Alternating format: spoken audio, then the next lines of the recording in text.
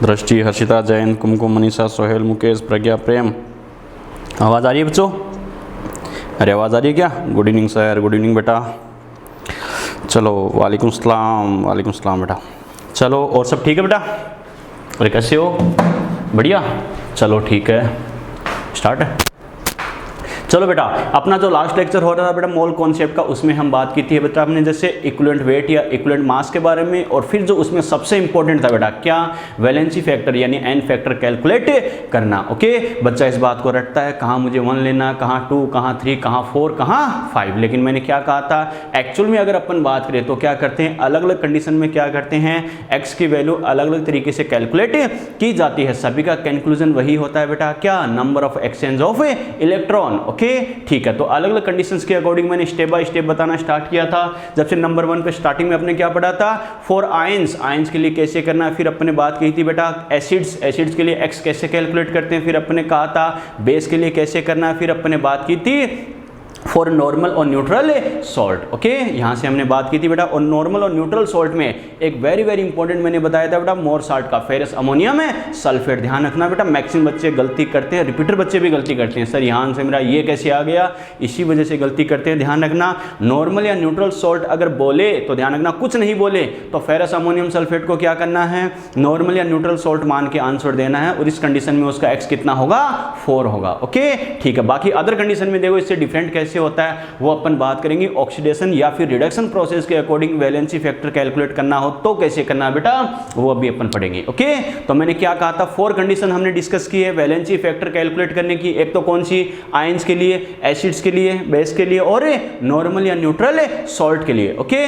ठीक है बेटा, नेक्स्ट बात करते हैं इसके आगे बेटा, नंबर 5 है for acidic salts, for acidic salts, अम्लीय लवणों के लिए। देखो बेटा एसिडिक सॉल्ट, सबसे पहले बच्चे को आइडिया होना चाहिए कि ये एसिडिक सॉल्ट्स होता क्या है। वैसे जिन बच्चों ने आयनिक पढ़ रखा उसमें मैंने सॉल्ट के कई सारे टाइप बताए थे बेटा, याद है ना, acidic salt, basic salt, normal या न्यूट्रल सॉल्ट, फिर double salt, complex salt, mix salt, कई सारे सॉल्ट मैंने बताए थे, याद है बच्चों। तो क्या करेंगे, एसिडिक सॉल्ट मैंने क्या कहा था, है तो सॉल्ट है लेकिन उसका नेचर कैसा होगा, एसिड के अकॉर्डिंग होगा। एसिड के अकॉर्डिंग नेचर का मतलब क्या है बच्चों, एसिड का कैरेक्टर क्या होता है, H+ डोनेट करना और बेस के साथ रिएक्शन करना। ओके, इसका मतलब कोई सॉल्ट अगर ऐसा कैरेक्टर शो करता है तो उसे क्या बोलेंगे, एसिडिक सॉल्ट बोलेंगे। सिंपल वे में अगर कहूं तो जैसे मैंने क्या कहा था, अगर कोई सॉल्ट है, सॉल्ट बोले तो देखते ही समझ जाना उस कंपाउंड का फॉर्मेशन एसिड प्लस बेस की रिएक्शन से हुआ है। क्लियर, अरे एसिड और बेस की रिएक्शन से हमेशा क्या, सॉल्ट प्लस वाटर बनता है, तो सॉल्ट नाम आ गया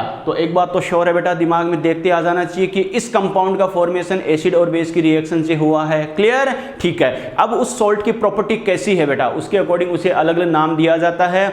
अगर वो सॉल्ट एसिड के अकॉर्डिंग कैरेक्टर शो कर रहा है तो उसे क्या बोलेंगे, एसिडिक सॉल्ट। क्लियर, बेस के अकॉर्डिंग कैरेक्टर शो कर रहा है तो क्या बोलेंगे, बेसिक सॉल्ट। और अगर कोई सा ही नहीं कर रहा, न एसिड के अकॉर्डिंग न ही बेस के अकॉर्डिंग, तो क्या होगा, नॉर्मल या न्यूट्रल सॉल्ट। क्लियर ठीक है, हमें यहाँ किसके अकॉर्डिंग बात करनी है, एसिडिक सॉल्ट के लिए करनी है बेटा। तो सबसे पहले मैंने क्या कहा, एसिडिक सॉल्ट होता क्या है, कैसे होता है, समझना इस बात को। सबसे पहले बच्चों देखो, फॉर एग्जांपल इस बात को अगर मैं कहूं, जैसे मैंने ये लिखा है H2CO3, मैंने ये लिखा है H2CO3, ये क्या है, कार्बोनिक एसिड। ओके, यानी ये एसिड है बच्चों। अगर मैं बात करूं इसकी, मैं रिएक्शन करवा दूं जैसे NaOH से, अच्छे से समझना बच्चों, तो एसिड और बेस की रिएक्शन में मेनली होता ही क्या है बच्चों, एसिड क्या करता है, H+ डोनेट करता है, और क्या करता है, बेस क्या करता है, OH- डोनेट करता है, फिर दोनों की रिएक्शन होती है। तो देखो यहां से अगर एक H+ डोनेट हो, ये H+ अगर रिलीज करे तो बच्चों देखो H+ की जगह क्या होगा, इस पर नेगेटिव चार्ज आएगा, इस पर अगर नेगेटिव चार्ज आए तो इसका केटाइन Na+ यहां पर ऐड होगा, तो क्या बनता है बच्चों,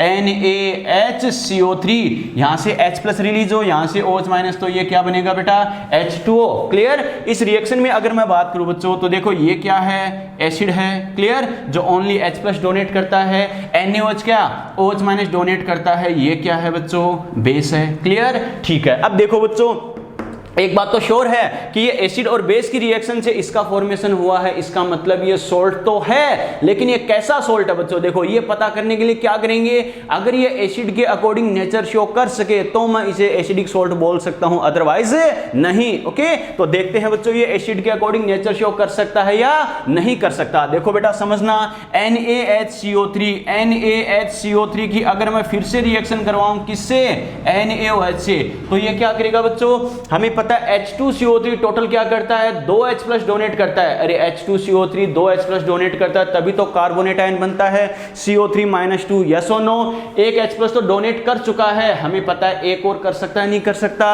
अगर ये एक H प्लस और डोनेट कर दे इससे रिएक्शन करके तो यहां पर क्या बनाएगा ये Na2CO3, यहां से H प्लस और इसका OH माइनस, फिर से क्या बन जाएगा H2O। इसका मतलब ये देखो सोल्ट तो था क्योंकि इसका फॉर्मेशन किससे हो, देखो बेटा इस कंपाउंड को मैंने वापस यहां लिखा है, अरे ये सोल्ट तो है क्योंकि इसका फॉर्मेशन एसिड और बेस से हुआ है। क्या कहा, ये सोल्ट तो है क्योंकि इसका फॉर्मेशन एसिड और बेस से हुआ है, लेकिन ये सोल्ट फिर से क्या कर रहा है, बेस से रिएक्शन कर रहा है, फिर से बेस से रिएक्शन कर रहा है बेटा। इसका मतलब देखो H प्लस डोनेट भी कर रहा है, रिलीज भी कर रहा है, मुक्त भी कर रहा है और बेस से रिएक्शन कर रहा है। इसका मतलब सोल्ट होने के साथ साथ एसिड के अकॉर्डिंग कैरेक्टर शो कर रहा है या नहीं कर रहा, कर रहा है बच्चों। इसका मतलब इसे मैं क्या बोलूंगा, यानी ओनली सोल्ट ना बोल के क्या बोलूंगा, एसिडिक सोल्ट बोलूंगा बेटा। समझ में आ गया, क्लियर। तो ये क्या है बच्चों, इसको मैं क्या बोल सकता हूं, एसिडिक सोल्ट। बात समझ में आ गई, ये हमें पता है बेस है ही है बच्चों, क्लियर, ठीक है बेटा। और ये देखो अगर इस एसिडिक सोल्ट की बेस से रिएक्शन से फिर से Na2CO3 बन गया, अब ये बताओ इसके पास और डोनेट करने के लिए H प्लस है क्या, नहीं, और हमें पता है और डोनेट करने के लिए H प्लस है ही नहीं, तो ये बेस से रिएक्शन कर सकता है क्या, नहीं। एसिड के अकॉर्डिंग कैरेक्टर शो कर सकता है क्या, नहीं। इसका मतलब क्या होगा, इसको एसिडिक सोल्ट बोल सकते हैं क्या, नहीं बच्चों। तो ये क्या है बेटा, नॉर्मल, क्या कहा, ये क्या है, नॉर्मल और न्यूट्रल सोल्ट। ये क्या है बेटा, नॉर्मल और न्यूट्रल सोल्ट। बात समझ में आई क्या, क्लियर, यस और नो, ठीक है बेटा। तो अपन ने जो लिखा है एसिडिक सोल्ट, इसका मतलब क्या होगा बेटा, एसिडिक सोल्ट यानी इसको मैं क्या कह सकता हूं, ये क्या होता है, बिहेव लाइक, मतलब क्या कहा, behave like acids, behave like acids, यानी एसिड के अकॉर्डिंग बिहेव करता है बेटा। समझ में आ गया, एसिड के अकॉर्डिंग बिहेव करने का मतलब क्या है, यानी बेस के साथ रिएक्शन और H प्लस डोनेट करना। ओके, तो पहली बात तो एसिडिक सोल्ट होता क्या, बच्चे को यही नहीं पता हो तो वो कर ही नहीं पाएगा, कैसे है क्या है। यहां तक बात समझ में आई बेटा, यस और नो। ये नोट करो बेटा, स्क्रीनशॉट लो फटाफट, इसमें कोई दिक्कत है तो बोलो जल्दी से, जल्दी बताओ कोई दिक्कत है तो, कोई भी दिक्कत है तो बोलो फटाफट कि एसिडिक सोल्ट क्या होता है और इसका मीनिंग क्या होता है।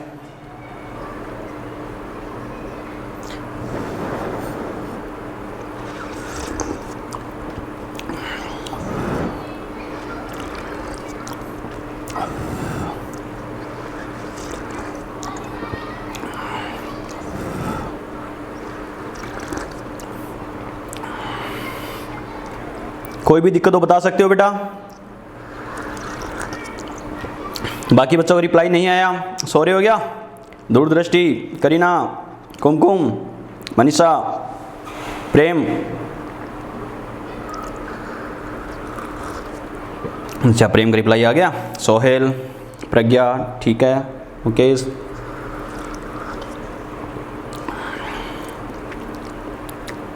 करीना, दूरदृष्टि, कुमकुम,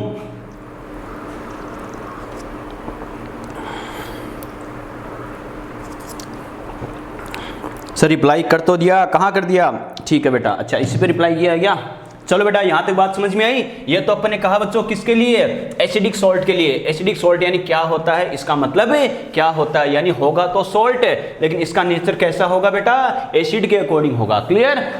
अब अपना मेन पर्पज क्या है, एसिडिक सोल्ट का मतलब क्या होता है ये तो अपन ने समझ लिया, लेकिन अपना मेन पर्पज क्या है, वैलेंसी फैक्टर कैलकुलेट करना, एक्स कैलकुलेट करना बेटा। ओके, देखो बच्चों इनके लिए कैसे करते हैं, तो एक्स इक्वल टू क्या होगा, अच्छे से समझना बेटा, फिर एग्जांपल में हम अप्लाई करके देखेंगे। इनके लिए एक्स कैलकुलेट कैसे करते हैं, नंबर ऑफ अवेलेबल, मैंने क्या कहा, number of available H plus ions, मैंने क्या कहा, number of available H plus ions which can donated by salt. मैंने क्या कहा, number of available H plus ions which can donated by salt. क्या कहा बेटा, number of available H plus ions which can donated by salt, यानी क्या salt के पास कितने H प्लस आयन अवेलेबल है जो सोल्ट डोनेट कर सके, वो क्या होगा, उसके लिए X की वैल्यू होगी बेटा। मैंने क्या कहा, कोई भी एग्जांपल आपको दे दे, आपको क्या करना है बच्चों, यानी वो देखना है बच्चों कि इसके पास कितने H प्लस अवेलेबल है, उसमें से कितने डोनेट कर सकता है। यानी दो कंडीशन होनी चाहिए, पहले तो H प्लस अवेलेबल होना चाहिए। मैंने क्या लिखा, number of available H plus ions which can donated bye salt, यानी उपलब्ध H प्लस आयनों की संख्या जो लवण के द्वारा त्यागे जा सके। तो पहली कंडीशन तो क्या है बेटा, अवेलेबल होना, उपलब्ध होना। उसके बाद क्या बच्चों, यानी उसमें कितने डोनेट कर सकता है, वही उसके लिए क्या होगा, X की वैल्यू होगी। बच्चों समझ में आ गया, क्लियर, ठीक है बेटा। और ध्यान रखना कई एग्जाम्पल आपको ऐसे मिलेंगे क्या कि जिसमें आपको देख के लगेगा कि ये एसिडिक सॉल्ट हो सकता है, लेकिन ध्यान रखना बच्चों वो एसिडिक सॉल्ट नहीं होगा। क्यों, अगर वो H प्लस उसके पास हाइड्रोजन अवेलेबल है लेकिन फिर भी वो डोनेट करे, कोई जरूरी नहीं है। तो ध्यान रखना अपन एसिडिक सॉल्ट उसको ही बोलेंगे जो क्या H प्लस डोनेट कर सके बेटा। ओके चलो बेटा, मैं कई सारे एग्जांपल्स लिख रहा हूं, आपको देख के ये बताना है कि सर इसके लिए X क्या होगा, कैसे होगा। ओके समझना बेटा इस बात को, फिर मैं बताऊंगा कैसे करना है। मैंने लिखा KHS, या फिर मैं लिखूं जैसे KHCO3, या फिर जैसे मैं लिखूं NaH2PO4, या फिर जैसे मैं लिखूं बेटा Na2HPO4, या फिर जैसे मैं लिखूं NaH2PO3, या फिर जैसे मैं लिखूं बेटा Na2HPO3, या फिर जैसे मैं लिखूं NaH2PO2। देखो बेटा मैंने कई सारे एग्जांपल्स लिखे हैं, अगर थोड़ा सा आइडिया लगा सको तो थोड़ा सा दिमाग लगाओ बेटा, किसके लिए X कितना होगा,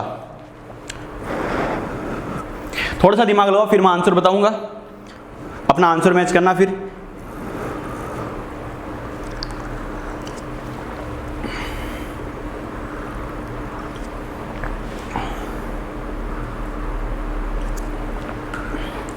चलो, अरे लगा लिया क्या, दिमाग के घोड़े दौड़ा लिए बेटा। चलो देखो कैसे करना, क्या करना, समझना है इस बात को। मैंने जैसे ये एग्जांपल लिखा है, सबसे पहले बच्चे को ये आइडिया होना चाहिए कि ये एसिडिक सॉल्ट है क्या। बच्चों देखो वो कैसे पता करना है, देखो बच्चों सबसे पहले क्या करना, ये सॉल्ट है क्या, एसिडिक नेचर वाला सॉल्ट है वो बाद की बात है, सॉल्ट है क्या तो देखते हैं बच्चों, इसकी वापस वाटर से रिएक्शन करवा के देख लो कैसे। अरे acid plus base is equal to salt plus water बनता है, ध्यान है ना। तो सॉल्ट की वापस वाटर से रिएक्शन करवा लेना अगर वापस एसिड प्लस बेस बन रहा है इसका मतलब वो क्या है, सॉल्ट था बेटा। समझ में आया मैं क्या कह रहा हूं, acid plus base is equal to क्या होता है, सॉल्ट प्लस वाटर बनता है। इसका मतलब एसिड और बेस की रिएक्शन से सॉल्ट यानी लवण और जल बनेगा। तो सॉल्ट की वापस वाटर से रिएक्शन करवा के अगर वापस एसिड बेस बन रहा है इसका मतलब वो हर हाल में सॉल्ट था बेटा, श्योर हो जाएगा। ओके कैसे, किसी बच्चे को पता नहीं चले कि ये सॉल्ट है या नहीं है तो इसकी वापस वाटर से रिएक्शन करवा दो। रिएक्शन करवाने का वही रूल बेटा, एक का कैटाइन दूसरे का एनाइन, एक का एनाइन दूसरे का कैटाइन, यानी एक का पॉजिटिव दूसरे का नेगेटिव, एक का नेगेटिव दूसरे का पॉजिटिव, उनकी रिएक्शन करवा दो। ओके कैसे बेटा, ये देखो K प्लस है, वाटर के OH माइनस से रिएक्शन करेगा तो KOH बेस है या नहीं है, ये HS माइनस क्या करेगा, H प्लस से रिएक्शन करे H2S। अरे H2S गैस एसिडिक होती है नहीं होती, होती है बेटा, H प्लस डोनेट करती है। समझ में आ गया, यस और नो। तो कहने का मतलब क्या है, ये अगर वाटर से रिएक्शन करे, वाटर से रिएक्शन करे तो क्या होगा बच्चों, वापस एसिड बेस बन रहा है मतलब ये सॉल्ट है। क्लियर, ये क्या बनाएगा KOH H2CO3, एसिड बेस बन रहा है मतलब सॉल्ट है। NaOH और H3PO4 एसिड बेस बन रहा है मतलब सॉल्ट है। NaOH और H3PO4 क्या होगा, एसिड बेस है, और क्या होगा यानी एसिड बेस बन रहा है मतलब सॉल्ट है। NaOH और H3PO3 यानी एसिड बेस बन रहा है मतलब ये भी सॉल्ट है। NaOH और H3PO3 बेटा, ये मैं जो बोल रहा हूँ बेटा रफ में अलग से करके देख लेना, कोई दिक्कत नहीं है। क्लास के बाद ये कि सर कैसे बना, नहीं आए तो समझ में पूछ लेना। NaOH और H3PO2 यानी सभी क्या एसिड बेस बना रहे हैं वाटर से रिएक्शन करके, मतलब ये सॉल्ट तो है। आ गया समझ में। अब देखते हैं अगर इनका नेचर एसिड के अकॉर्डिंग है तो इनको अपन एसिडिक सॉल्ट बोल सकते हैं। ओके चलो बेटा देखो अब इनके लिए X कैसे करना है। पहली बात तो बच्चों देखो X कैसे करना, मैंने क्या लिखा, number of available H plus ion which can donated bye salt, यानी सॉल्ट के पास है वो अवेलेबल वो उपलब्ध H प्लस आयनों की संख्या जो डोनेट कर सके। मैंने क्या कहा, पहली बात तो अवेलेबल होना जरूरी है, उसके पास हाइड्रोजन, उसके बाद उसमें से कितना डोनेट करता है वो उसके लिए X की वैल्यू होगी। ओके क्या कहा मैंने, पहले तो हाइड्रोजन अवेलेबल होना चाहिए, अवेलेबल होगा तभी तो डोनेट करेगा बेटा, अगर अवेलेबल ही नहीं है तो डोनेट कहां से करेगा। ओके ओके ठीक है, समझना इस बात को। अब बच्चा कहेगा सर मुझे कैसे पता चलेगा वो कितना डोनेट करेगा, क्या करेगा, तो आपको क्या करना है बच्चों, देखो एक इजी ट्रिक दिमाग में सेट रखना। कैसे, इस के को हटाकर इसकी जगह हाइड्रोजन मान लो। मैंने क्या कहा, के प्लस को हटाकर इसकी जगह क्या मान लो, हाइड्रोजन मान लो। बच्चा कहेगा सर क्यों मान लो, ये पता कर लो इसका मेन एसिड कौन सा है। क्या कहा मैंने, ये पता कर लो, डायरेक्टली नहीं रट पाओ तो क्या, इसका मेन एसिड कौन सा है। अगर मेन एसिड आपने पता कर लिया तो आपके लिए पता करना बहुत इजी हो जाएगा कि उसके लिए x की वैल्यू क्या होगी। कैसे बेटा समझना, K प्लस, अरे सीधी सी बात है, सोल्ट जब बनता है तो क्या होता है, एसिड से H प्लस निकलता है और बेस से आने वाला जो पॉजिटिव होता है वो ऐड होता है। अरे HCl है, नॉर्मली अगर अपन लिखे बेटा देखो HCl प्लस NaOH, मैंने क्या कहा HCl प्लस NaOH, ये क्या है, अरे एसिड है या नहीं है, NaOH क्या है बेटा, बेस है। इन दोनों की रिएक्शन से क्या बनता है, NaCl प्लस H2, ये क्या है, सॉल्ट है या नहीं है, और साथ में क्या बन गया, वाटर। नॉर्मल रिएक्शन है। इनकी रिएक्शन कैसे होती है, इसका पॉजिटिव कौन है H प्लस, नेगेटिव कौन है Cl माइनस, ये कौन है Na प्लस, ये क्या है OH माइनस। तो बच्चों देखो क्या होता है, एक्चुअल में एसिड बेस की रिएक्शन से जो सॉल्ट बनता है तो होता क्या है, एसिड से H प्लस निकलता है, देखो यहाँ से H प्लस निकल गया तो क्या बन गया Cl माइनस, और बेस से क्या होता है, पॉजिटिव आता है। पॉजिटिव चाहे Na प्लस हो चाहे K प्लस हो, पॉजिटिव वाला आके इस नेगेटिव से ऐड होता है तो NaCl बन गया, देख सकते हो। तो मैं क्या कह सकता हूँ, एसिड से H प्लस निकलता है और बेस से आने वाला पॉजिटिव इससे ऐड होता है, तब जाके सॉल्ट बनता है। इसका मतलब मैं क्या करूँ बच्चों, ये जो पॉजिटिव ऐड हुआ था इस Na प्लस की जगह वापस मैं H प्लस मान लूँ तो देखो HCl, वापस एसिड बनेगा नहीं बनेगा, बनेगा। कहने का मतलब क्या है, आपको ये पता चल जाएगा कि कौन सा एसिड था। समझ में आ गया, क्लियर। चलो बेटा बात करते हैं। तो देखो मैंने क्या कहा, ये देख लो मेन एसिड कौन सा है, एक्स कैलकुलेट करना आपके लिए बहुत इजी हो जाएगा। कैसे बेटा, ये जो K प्लस है उसकी जगह क्या मान लो, हाइड्रोजन मान लो, H प्लस मान लो। ओके, इसका मतलब एक हाइड्रोजन इसकी जगह, एक पहले से, मतलब मेन कंपाउंड कौन सा है, मेन एसिड कौन सा है, H2S, यस और नो।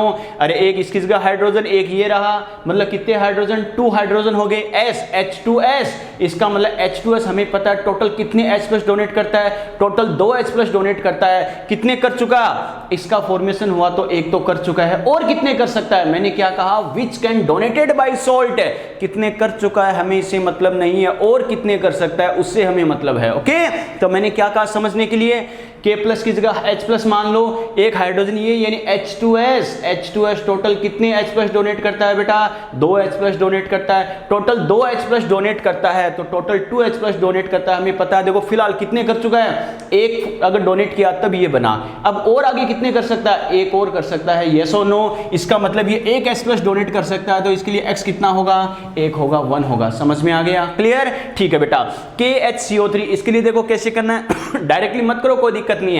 K प्लस की जगह हाइड्रोजन मान लो, एक हाइड्रोजन इसकी जगह, एक ये रहा, यानी मेन एसिड कौन सा है, इसका मुख्य अम्ल कौन सा है, H2CO3। H2CO3 हमें पता है टोटल कितने डोनेट करता है, 2 H प्लस डोनेट करता है। देखो इसका फॉर्मेशन करने के लिए, इसका निर्माण करने के लिए फिलहाल कितने कर चुका है, एक तो कर चुका है, टोटल 2 में से एक डोनेट कर चुका है, और कितने कर सकता है, एक और कर सकता है बेटा। जो कर सकता है, which can donate, which can donate, जो कर सकता है वही क्या होगा, X की वैल्यू होगी, क्लियर, ठीक है बेटा। अब बात करते हैं क्या, NaH2PO4, सोडियम की जगह क्या मानो, हाइड्रोजन मान लो, मेन एसिड कौन सा है पता चल जाएगा, इसकी जगह हाइड्रोजन मानो, एक हाइड्रोजन इसकी जगह 2 ये रहे, यानी मेन एसिड क्या है, H3PO4।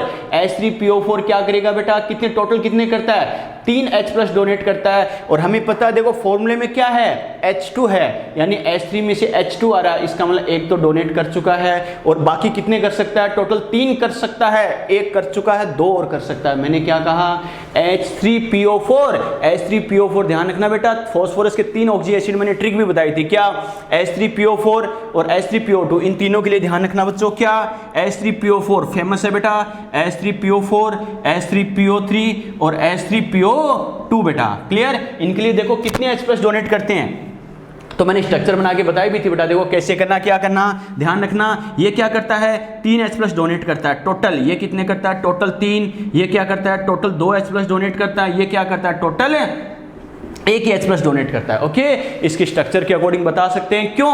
क्योंकि इसमें तीनों हाइड्रोजन ऑक्सीजन से कंबाइंड होते हैं बेटा, इस वजह से जो ऑक्सीजन से जुड़ा होता है वो H+ निकल जाता है। याद है ना, रेडॉक्स में स्ट्रक्चर बनाई थी अपन ने, इसमें क्या होता है, दो हाइड्रोजन क्या होते हैं इसके स्ट्रक्चर में, ऑक्सीजन से कंबाइंड होते हैं। तो जो ऑक्सीजन से कंबाइंड होता है वही हाइड्रोजन रिलीज होता है। तो ये दो ऑक्सीजन हाइड्रोजन से कंबाइंड होते हैं तो दो H+ डोनेट करता है। इसमें एक ऑक्सीजन क्या होता है, ओनली एक ही हाइड्रोजन डायरेक्टली ऑक्सीजन से कंबाइंड होता है तो वही रिलीज होता है। समझ में आ गया? और दिमाग में ट्रिक सेट करनी हो बेटा, तो क्या कहेंगे, जितना नंबर ऑफ ऑक्सीजन एटम है उससे एक कम कर देना। मैंने क्या कहा, ओनली फॉस्फोरस के लिए है, ये सभी के लिए अप्लाई मत कर देना।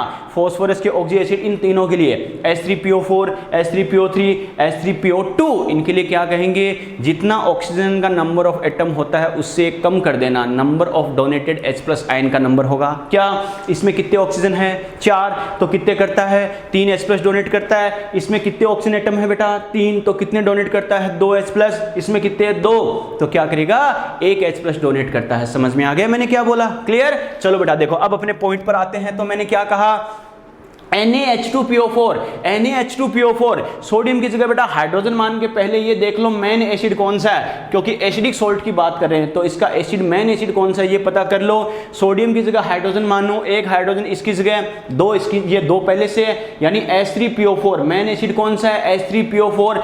H3PO4 टोटल कितने डोनेट करता है, 3 करता है बेटा। H3PO4 में H2 ही बचा, इसका मतलब एक तो कर चुका है, बाकी और कितने कर सकता है, 2 और कर सकता है। कितने कर चुका है हमें इससे मतलब नहीं है, विच कैन डोनेटेड, जो और कितने कर सकता है, आगे कितने कर सकता है, वही x की वैल्यू होगी। तो x कितना होगा बेटा, 2। समझ में आ गया, यस और नो, क्लियर? ठीक है बेटा, अब आगे देखो, Na2HPO4, क्या कहा, Na2HPO4, जितने सोडियम है उतने हाइड्रोजन मान लो। अरे 2 Na+ है तो 2 H+ मान लो, 2 सोडियम की जगह 2 हाइड्रोजन, एक हाइड्रोजन ये रहा, कितने हो गए, 3 H3PO4, यानी मेन एसिड कौन सा था, H3PO4। H3PO4 टोटल कितने डोनेट करता है, 3 H+ डोनेट करता है। फिलहाल कितने कर चुका है, 2 कर चुका है, तभी तो एक बचा है। यस और नो, 2 तो कर चुका है, कितने कर चुका, हमें इससे मतलब है क्या, नहीं बेटा, हमें मतलब है और कितने कर सकता है। H3PO4 में 2 तो कर चुका है, एक और कर सकता है, एक और कर सकता है, जो कर सकता है वही क्या होगी, x की वैल्यू होगी बेटा। समझ में आ गया, क्लियर? ठीक है बेटा, इसकी बात करते हैं। देखो NaH2PO3, NaH2PO3 अपना वही तरीका, पॉजिटिव की जगह H+ मान के करो। तो देखो सोडियम की जगह हाइड्रोजन मानूं तो इसकी जगह हाइड्रोजन, 2 हाइड्रोजन पहले से कितने हो गए, 3 H3PO3, मेन एसिड क्या है इसका, H3PO3। H3PO3 टोटल कितने हाइड्रोजन डोनेट करता है, कितने H+ डोनेट करता है, 2। इसका मतलब टोटल करता है 2 करता है। देखो फिलहाल कितने कर चुका है, H3PO3 से H2PO3 कब बनेगा, जब एक डोनेट कर दे। यस और नो, टोटल कितने करता है बेटा, 2 करता है, एक तो कर चुका है, तभी तो हमें पता है एक हाइड्रोजन कम हुआ है, एक सोडियम ऐड हुआ है। फिलहाल एक कर चुका है, और कितने कर सकता है, एक और कर सकता है, एक और कर सकता है। तो इसके लिए x की वैल्यू कितनी होगी, 1 होगी। समझ में आया, मैंने क्या कहा, जितने अवेलेबल है सभी डोनेट कर दे, जरूरी नहीं है। समझ में आ गया, तो क्या कहा, number of available H+ ion which can donated bye salt, पहले अवेलेबल होना जरूरी है, क्योंकि अवेलेबल होगा तो ही तो डोनेट करेगा। और जितने अवेलेबल है सारे डोनेट कर दे, जरूरी नहीं है, कॉन्सेप्ट के अकॉर्डिंग पता करना पड़ेगा, इतने हैं और इसमें से कितने डोनेट कर सकता है। क्लियर? ठीक है बेटा, अब बात करें बच्चों, देखो यहां तक अपन ने बात की। इसकी मैं बात करूं, Na2HPO3 मेन एसिड, देखो बेटा 2 सोडियम की जगह क्या, 2 हाइड्रोजन, क्या कहा, 2 सोडियम की जगह 2 हाइड्रोजन, एक ये रहा, कितने हो गए टोटल, 3। मेन एसिड क्या हो गया, H3PO3। H3PO3 टोटल कितने डोनेट करता है बच्चों, यानी हमें पता है H3PO3 2 करता है, और फिलहाल कितने कर चुका है, 2 कर चुका है, 2 कर चुका है। तो ये बताओ बेटा और कर सकता है क्या, ये नहीं, और ये डोनेट नहीं कर पाएगा। और जब ये H+ डोनेट कर ही नहीं सकता, इसका मतलब ये एसिड के अकॉर्डिंग कैरेक्टर शो करेगा क्या, नहीं। जब ये एसिड के अकॉर्डिंग कैरेक्टर शो करेगा ही नहीं, तो ये एसिडिक सॉल्ट होगा क्या, नहीं। बात समझ में आई? ठीक है बेटा, नेक्स्ट वाला देखते हैं, NaH2PO2। NaH2PO2 इसकी बात करते हैं बच्चों, सोडियम को हटाकर इस चीज का क्या मानो, हाइड्रोजन मानो बेटा, इसकी जगह हाइड्रोजन माना, 2 हाइड्रोजन ये रहे, H3PO2। H3PO2 अगर होता तो टोटल कितने डोनेट करता है, 1 H+ डोनेट करता है। फिलहाल कितने कर चुका है, देखो 1 कर चुका है, और कर सकता है क्या, तो ये भी नहीं कर सकता। इसका मतलब जब ये H+ डोनेट ही नहीं कर सकता तो एसिड के अकॉर्डिंग कैरेक्टर शो कर रहा है क्या, नहीं कर रहा। जब ये एसिड के अकॉर्डिंग कैरेक्टर शो कर ही नहीं रहा तो इसको एसिडिक सोल्ट बोल सकते हैं क्या, नहीं बोल सकते बेटा। तो ध्यान रखना, लास्ट के दोनों सोल्ट तो है लेकिन ये एसिडिक सोल्ट नहीं है बच्चों। मैंने क्या कहा, लास्ट के दोनों सोल्ट तो है लेकिन ये एसिडिक सोल्ट नहीं है। और जब ओनली सोल्ट होता है वो एसिडिक सोल्ट नहीं होता। इस तरीके से एक्स कैलकुलेट कब करते हैं, जब वो एसिडिक सोल्ट हो। बाकी जब ये एसिडिक सोल्ट नहीं है मतलब ये नॉर्मल सोल्ट है, और नॉर्मल सोल्ट के लिए बेटा एक्स कैसे कैलकुलेट करते हैं, टोटल पॉजिटिव और टोटल नेगेटिव चार्ज, यस और नो। तो बेटा देखो इसके लिए एक्स कैसे करना है, इसके टुकड़े टुकड़े कर लो। कैसे, 2 सोडियम ऐड हुए, इनको वापस हटा दो तो क्या लिखूंगा 2Na+, क्लियर। और ये क्या बनेगा HPO3। देखो 1 सोडियम जाएगा तो +1, 2 पे +2, तो इधर क्या आएगा -2। समझ में आ गया, क्लियर, ठीक है बेटा। इसके लिए अगर मैं बात करूं बच्चों तो ये बताओ, इस पर देखो पॉजिटिव नेगेटिव कैसे आया, 1 सोडियम पे +1 तो 2 पे +2, 1 पे देखो -2। तो नॉर्मल सॉल्ट के लिए क्या होता है, टोटल पॉजिटिव या फिर total negative, magnitude of total positive और टोटल नेगेटिव चार्ज, याद है ना। पॉजिटिव या नेगेटिव कितना आ रहा है बेटा 2, तो एक्स की वैल्यू कितनी होगी 2 होगी। समझ में आ गया। यहां हम बात करें बच्चों, देखो ये एसिडिक सोल्ट तो नहीं है, तो बच्चों क्या करेंगे, नॉर्मल सोल्ट के अकॉर्डिंग एक्स कैलकुलेट करना है। नॉर्मल सोल्ट के अकॉर्डिंग कैसे बेटा, टोटल पॉजिटिव या टोटल नेगेटिव। देखो टोटल पॉजिटिव नेगेटिव देखने के लिए क्या करो, उसके टुकड़े टुकड़े कर दो। कैसे, इसके टुकड़े करूं तो क्या करूं, Na+ को अलग कर दो, Na+, और देखो Na+ अगर अलग हो गया तो H2PO2-, सीधी सी बात है, 1+ गया तो बदले में एक माइनस आ गया, क्लियर, ठीक है बेटा।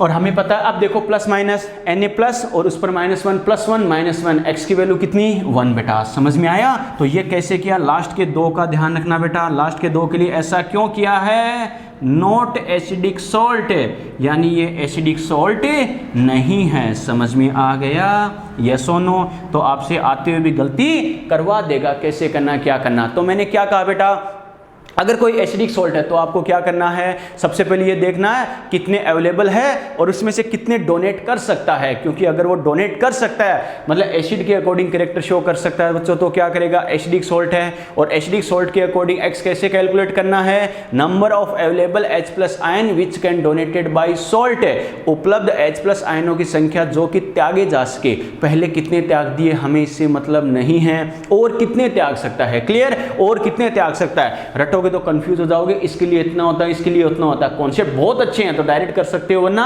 बच्चों की तरह समझ के कर सकते हो। क्या, इसका मेन एसिड ये है, ये टोटल इतने डोनेट करता, इसमें से इसका फॉर्मेशन करने के लिए इतने तो कर चुका है, कितने कर चुका है हमें उससे मतलब नहीं है, और कितने कर सकता है। समझ में आ गया।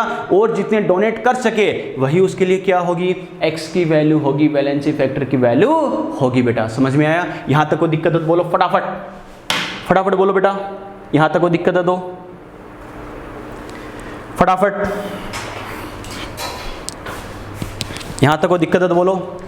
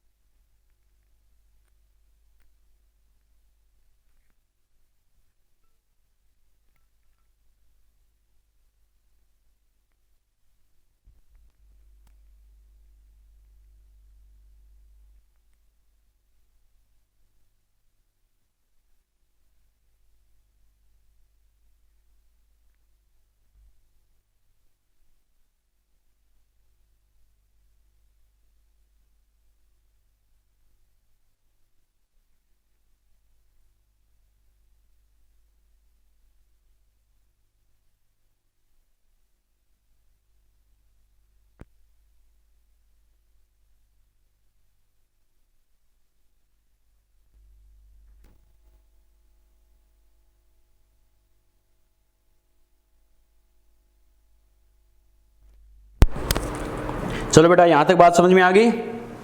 यस और नो? कैसे करना है, क्या करना है बच्चों? ठीक है, ध्यान रखना बच्चों।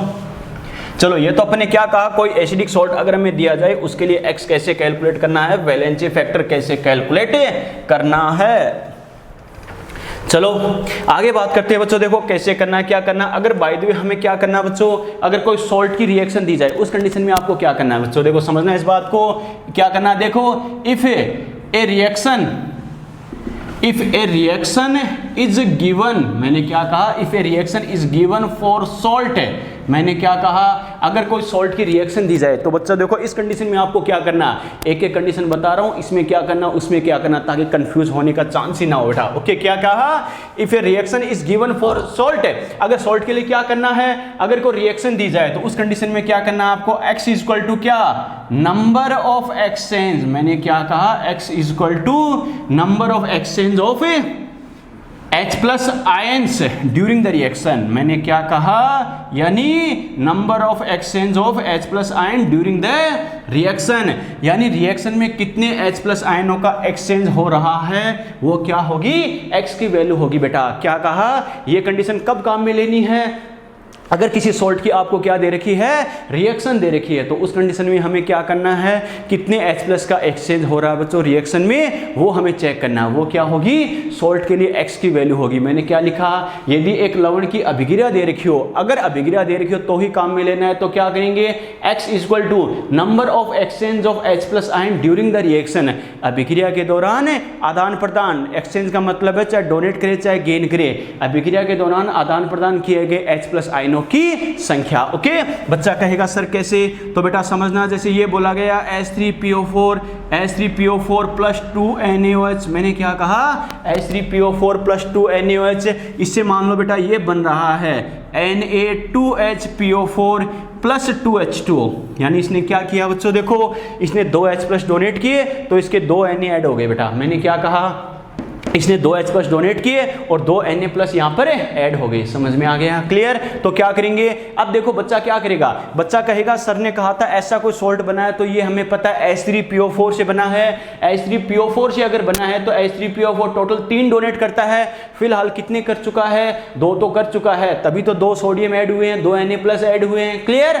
2 तो कर चुका, एक और कर सकता है, लेकिन मैंने क्या कहा, नो बेटा, रिएक्शन अगर दे रखी है तो रिएक्शन में एक्सचेंज कितने का हुआ है, देखो बेटा 3 हाइड्रोजन से यहाँ पर कितना बचा है, एक ही हाइड्रोजन बचा है, यानी कितने एक्सचेंज हो गए, 2 एक्सचेंज हो गए। इस कंडीशन में x की वैल्यू कितनी होगी, x इज इक्वल टू 2 होगा बेटा। समझ में आया? लेकिन ये किस कंडीशन में काम में लेना है, जब आपको चल के रिएक्शन दे रखी हो उस कंडीशन में हमें काम में लेना है बेटा। समझ में आ गया, यस और नो? नोट करो बेटा फटाफट फटाफट।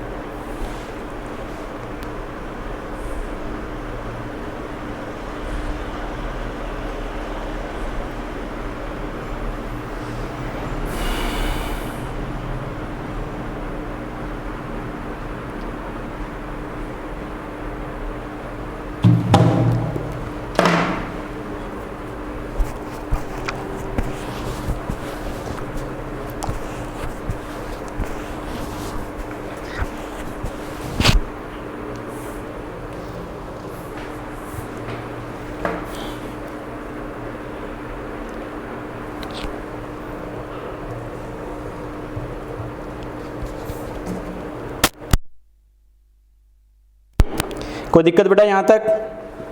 अरे कोई दिक्कत? यस और नो? ये अपने 5th कंडीशन डिस्कस की है, कैसे करना है, क्या करना है बच्चों, क्लियर? चलो तो ये अपने बात की कैसे करना है बेटा। अगर क्या एसिडिक सॉल्ट की बात करें तो हमें x कैसे डिसाइड करना है। ओके, अब सबसे मोस्ट इंपॉर्टेंट बेटा, सबसे ज़्यादा दिमाग खराब यही करता है, ध्यान रखना, very very very very very very important, क्या, फॉर ऑक्सीडेशन और रिडक्शन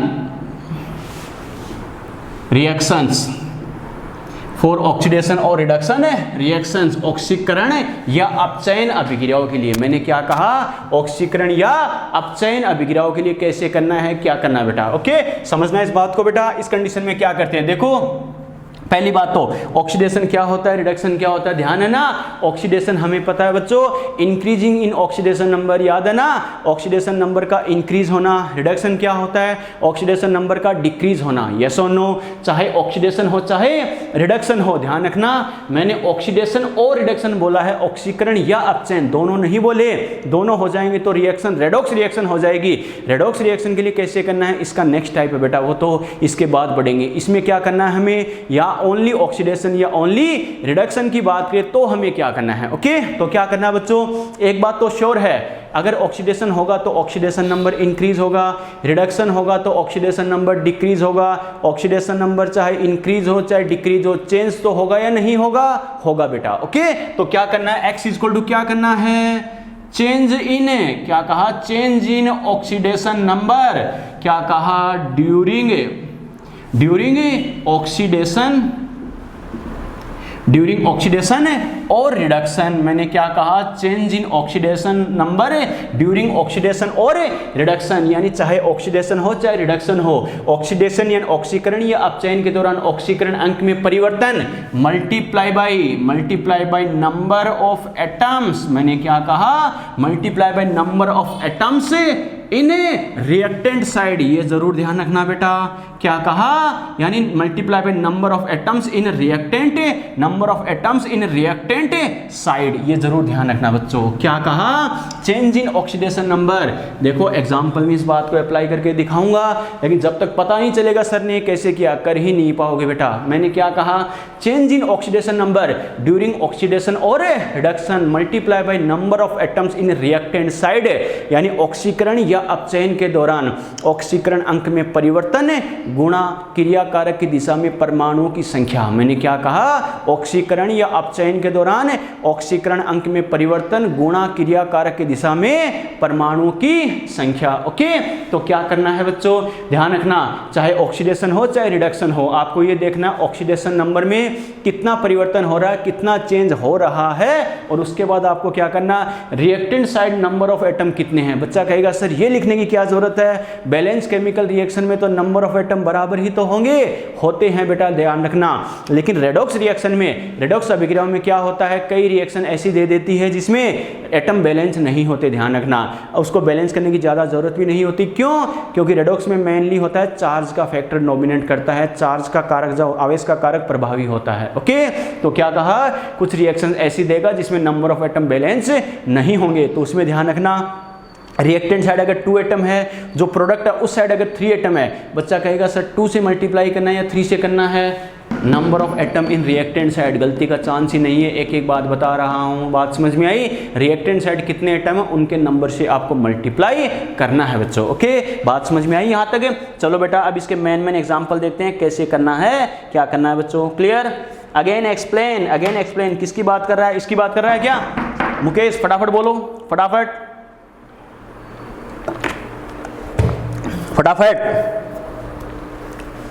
इसको एक्सप्लेन करना है क्या मुकेश, नो सर क्लियर है, ठीक है बेटा, बात समझ में आई। तो क्या करना है, ऑक्सीडेशन हो चाहे रिडक्शन हो, ऑक्सीडेशन नंबर में चेंज कितना हो रहा है, फिर आपको क्या करना है, रिएक्टेंट साइड कितने एटम है, 1 है तो 1 से मल्टीप्लाई, 2 है तो 2 से, 3 है तो 3 से, 4 है तो 4 से। आ गया समझ में। चलो बेटा फटाफट स्क्रीनशॉट लो, फिर इसके एग्जाम्पल करते हैं। फटाफट स्क्रीनशॉट लो, बोर्ड पे जगह कम है, इसके एग्जाम्पल देखते हैं। मेन क्या होता है, कैसे होता है। अरे स्क्रीनशॉट ले लिया, छाया चित्र ले लिया,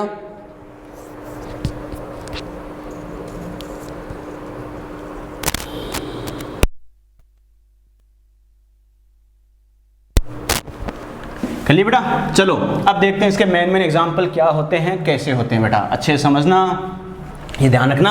सीधे एग्जाम्पल उठा के पूछता है किसमें क्या करना है, कैसे करना है। ओके, चलो बेटा देखो कैसे करना है। इसके जो देखो कई सारे एग्जाम्पल्स की अगर अपन बात करें बेटा, तो सबसे important number 1, very important number 1 लिख रहा हूँ बेटा। देखो कैसे करना है, क्या करना है, स्टामा कर रहा हूँ, ध्यान रखना। मैंने लिखा है बेटा KMnO4, क्या लिखा है, KMnO4। अब बच्चे को इसका नाम ही नहीं पता तो कर कैसे पाओगे, तो ध्यान रखना ये होता है बेटा पोटेशियम, क्या बोला जाता है, पोटेशियम पर मैग्नेट, क्या कहा, पोटेशियम पर मैग्नेट, ओके, पोटेशियम पर मैग्नेट, और इसका जो MW होता है वो होता है बेटा 158, ध्यान रखना इंपॉर्टेंट है इसलिए लिख रहा हूं, क्लियर। अभी जो पोटेशियम पर मैग्नेट होता है इसकी रिएक्शन क्या होती है बेटा, 3 अलग अलग मीडियम में देता है, मैंने क्या कहा, 3 अलग अलग मीडियम में देता है। एक होता है बच्चों एसिडिक मीडियम, मैंने क्या कहा, एसिडिक मीडियम में देता है, क्लियर। एसिडिक मीडियम को अपन डिनोट किससे करते हैं, H+ से,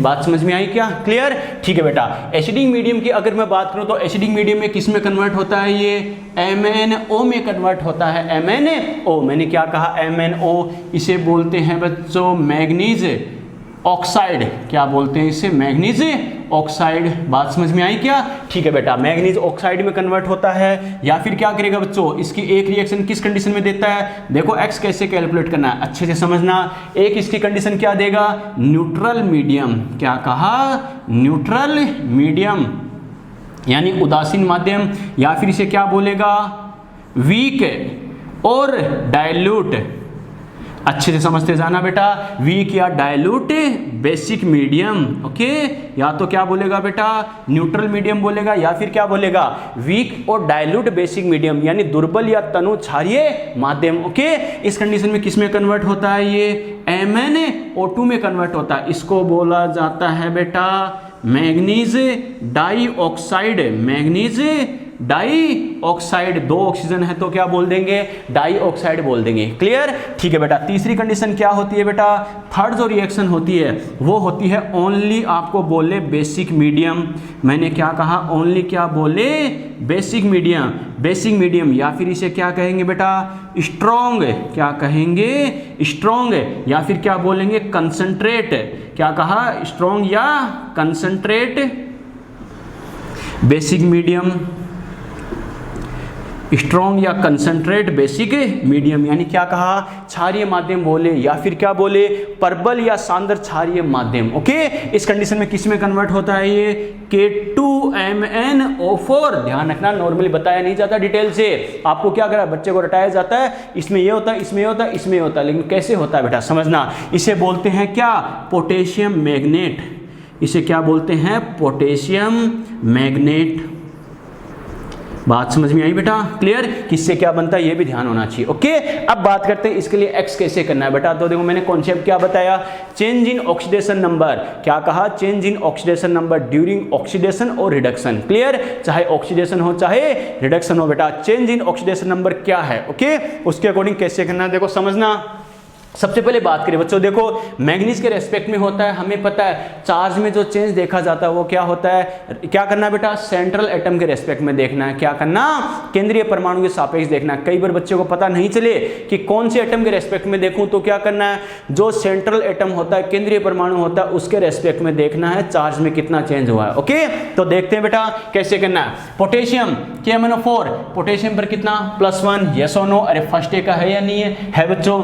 एक ऑक्सीजन पर कितना, -2, तो 4 पे कितना हो गया, -8, -2, एक पर 4 पे -8, -8 + 1 कितना हो गया, -7, तो इस पर क्या हो गया, +7, यस और नो, यानी इस Mn पर कितना आता है, +7 चार्ज, क्लियर, ठीक है बेटा। अब यहां बात करते हैं बच्चों, देखो ऑक्सीजन पर कितना, -2, तो Mn पर कितना, +2, तो कई बार इसे डायरेक्टली Mn +2 लिख देता है, क्लियर, ठीक है बेटा।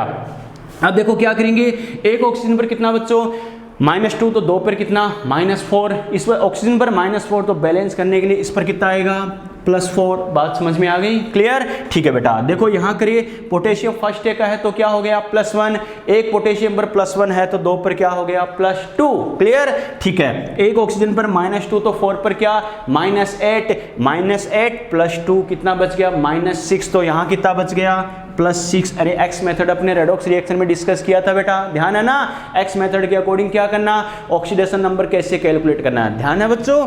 उसी मेथड से अपन ने क्या किया, सभी कंडीशन में Mn का ऑक्सीडेशन नंबर देख लिया, यानी कितना होगा, चार्ज देख लिया, क्या होगा, कैसे होगा, क्लियर। चलो बेटा अब बात करते हैं इसके लिए एक्स कैलकुलेट करना है तो कैसे करेंगे, समझना। मैंने क्या कहा, change in oxidation number during oxidation और रिडक्शन, चाहे ऑक्सीडेशन हो चाहे रिडक्शन हो, हमें क्या देखना है, ऑक्सीडेशन नंबर में चेंज देखना है। Multiply by number of atom in reactant side. Clear, बस ये कर देंगे, उसके लिए x की वैल्यू आ जाएगी।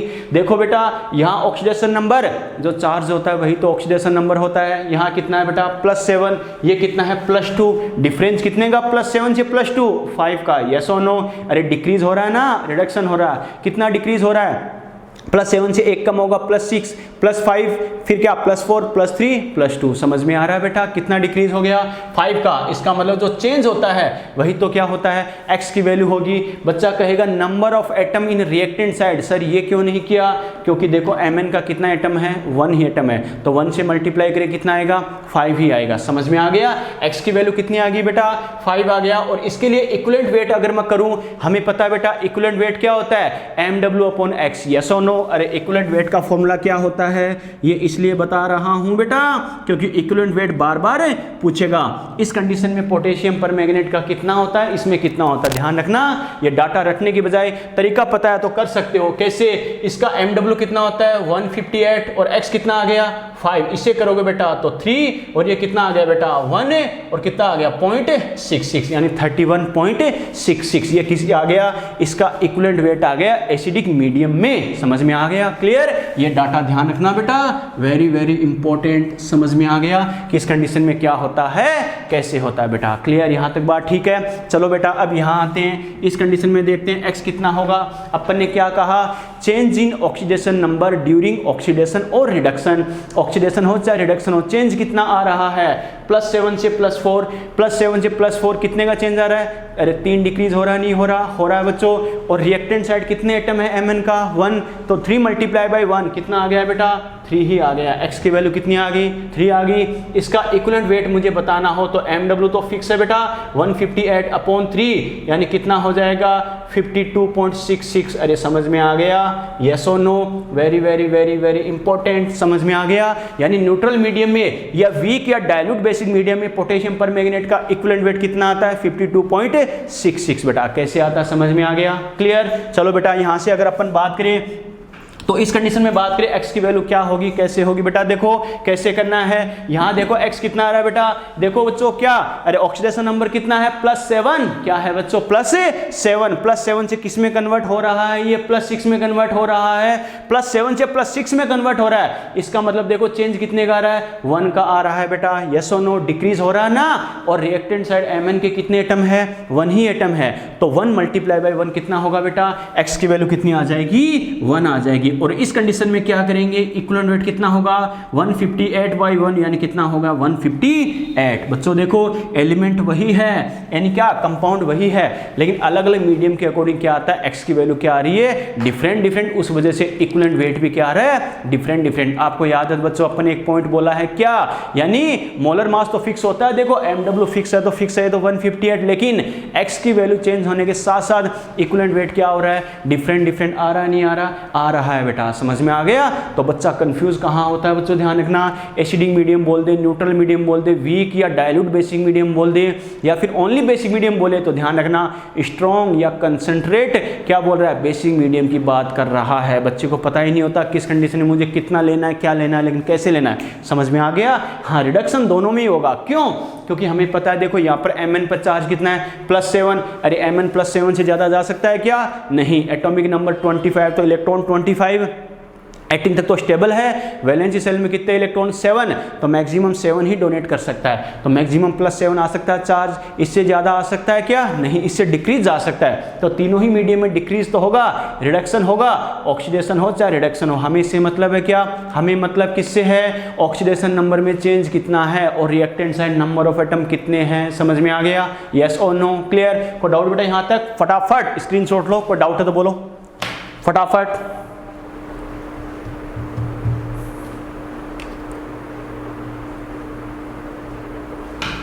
फटाफट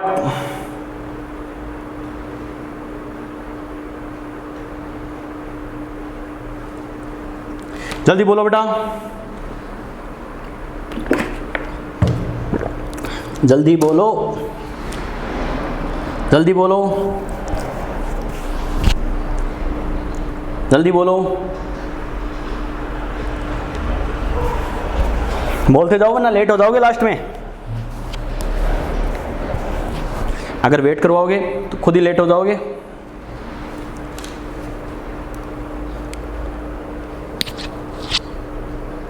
ठीक है, लेट के नाम से मनीषा महिला, यस सर, अब जल्दी से आंसर आया मनीषा। चलो बेटा, बात समझ में आ गई बेटा।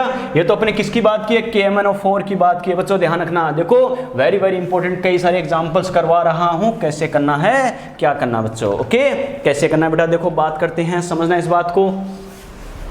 चलो तो ये तो अपने बात की क्या, पोटेशियम में पर मैग्नेट की कैसे करना है, क्या करना बच्चों, ओके। चलो दूसरा देखो इंपॉर्टेंट एग्जांपल देखते हैं बच्चों, नंबर 2 देखो बेटा, क्या मैंने क्या लिखा है, K2Cr2O7, क्या लिखा है, K2Cr2O7, ओके। इसे क्या बोलते हैं बेटा, पोटेशियम, क्या बोलते हैं, पोटेशियम डाइक्रोमेट, क्या बोलते हैं, पोटेशियम डाइक्रोमेट। बच्चा कहेगा सर नाम क्यों लिखा रहे हो, नाम इसलिए लिखा रहा हूं बेटा, आपको क्या कई बार नाम दे देगा, बच्चे को फॉर्मूला पता होना चाहिए किसकी बात कर रहा है, ओके ठीक है। और इसका जो MW होता है बेटा वो होता है 294, 294, ओके ठीक है बेटा। इसके लिए अगर हम बात करें बच्चों, देखो क्या इसकी अगर एसिडिक मीडियम में रिएक्शन करवाए, अब मैं शॉर्ट में लिखूंगा H+ मतलब क्या, एसिडिक मीडियम को डिनोट करता है, ओके ठीक है बेटा। तो ये क्या होता है, 2Cr+3 में कन्वर्ट होता है बेटा, किस में कन्वर्ट होता है, Cr+3 में, ओके। चलो बेटा देखते हैं कैसे करना है, क्या करना है बच्चों। देखो यहां बात करें सेंट्रल एटम पर चार्ज कितना होता है, क्या होता है, हमें पता होना चाहिए। कैसे करना है बेटा, समझना इस बात को। हमें पता पोटेशियम पर कितना चार्ज, +1, अरे यस और नो, फर्स्ट एक है तो +1 चार्ज होगा या नहीं होगा, होगा बेटा। ऑक्सीजन पर कितना, -2, एक पोटेशियम पर +1 तो 2 पर क्या, +2, एक ऑक्सीजन पर -2 तो 7 ऑक्सीजन पर कितना, -14, -14 + 2 कितना बच गया, -12, यस और नो। बैलेंस करने के लिए इस क्रोमियम पर कितना आएगा, +12, लेकिन वो 2 एटम में डिस्ट्रीब्यूट होगा तो एक पर कितना बेटा, +6, अरे समझ में आ गया, यस और नो। एक्स मेथड यानी रेडॉक्स में काफी अपने डिस्कस किया बेटा, आपको याद हो तो ठीक है। अब क्या करेंगे, किस में कन्वर्ट हो रहा है, 2Cr+3, ये तो दे ही रखा है बेटा Cr+3, क्लियर। चलो अब देखते हैं, देखो चेंज किस में देखना है, सेंट्रल एटम। बाकी सर ऑक्सीजन कहाँ गए, क्रोमियम, पोटेशियम कहाँ गए, हमें से मतलब नहीं है, ओके। चलो सेंट्रल एटम के रेस्पेक्ट में चेंज देखें तो देखो बेटा किस में कन्वर्ट हुआ, +6 से किस में जा रहा है, +3, अरे +6 से +3 में जा रहा है, मतलब ऑक्सीडेशन या रिडक्शन,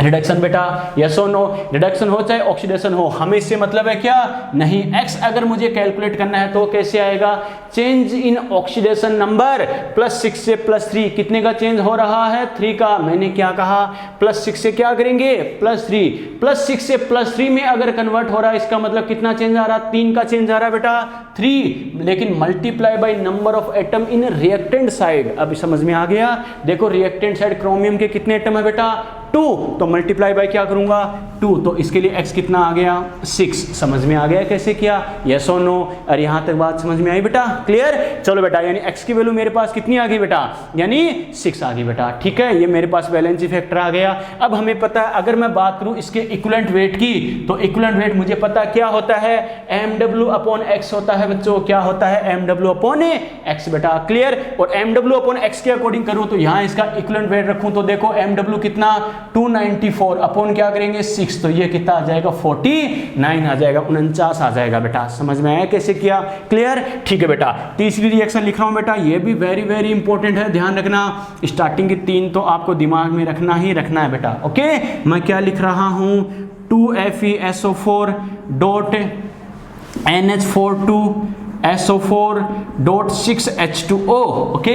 इसका नाम तो ध्यान है ना बेटा, क्या होता है रे, फेरस अमोनियम सल्फेट। क्या होता है, फेरस अमोनियम सल्फेट और मोर साल्ट। क्या होता है, फेरस अमोनियम सल्फेट और मोर साल्ट, क्लियर। और इसका जो MW होता है बेटा वो कितना होता है, 392 होता है बेटा। बात समझ में आएगा, 392 होता है। चलो बेटा बात करते हैं, अगर इसकी रिएक्शन करवाऊं एसिडिक मीडियम में तो ये किसका फॉर्मेशन करता है बेटा, ये बनाता है Fe2SO4 whole thrice ferric sulphate plus क्या बनाता है साथ में, ये +2 NH4 whole twice SO4 ammonium sulphate plus 13H2O, ये बनता है इसमें। ठीक है बेटा, अब देखो बच्चों ये ध्यान रखना इसकी रिएक्शन क्या होती है, कैसे होती है। अब देखते हैं इसके लिए X कैसे करना है, क्या करना। तो सबसे पहले ये देखो इसमें चेंज किस में आता है। तो देखो बेटा इस सल्फेट की बात करें, सल्फेट पर कितना -2, तो इस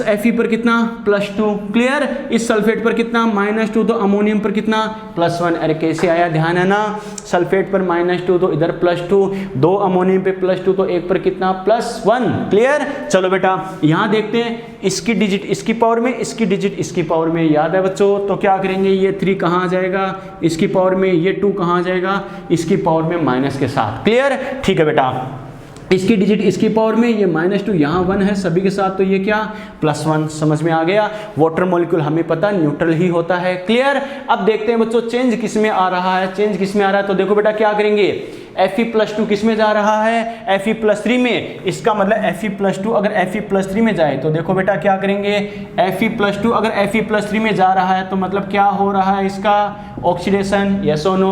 अरे चार्ज इंक्रीज हो रहा है या नहीं हो रहा, चार्ज इंक्रीज हो रहा है, चाहे इंक्रीज हो चाहे डिक्रीज हो, हमें इससे मतलब नहीं है, हमें मतलब किससे, चेंज कितने का हुआ है। ओके, तो चेंज कितने का हुआ, तो देखो X देखो कैसे करेंगे, X = change in oxidation number during oxidation और रिडक्शन, चाहे ऑक्सीडेशन हो चाहे रिडक्शन हो, चेंज कितने का हो रहा। तो देखो +2 से किस में जा रहा है, +3 में, यानी चेंज कितने का 1 का, multiply by number of atom in reactant side. ध्यान रखना Fe के कितने एटम है बेटा 1, तो मल्टीप्लाई बाय 1। बच्चा कहेगा सर ये क्या कर दिया, ये क्या कर दिया बच्चों, बच्चा क्या कहेगा सर यहाँ 2 है, 2 से मल्टीप्लाई क्यों नहीं किया।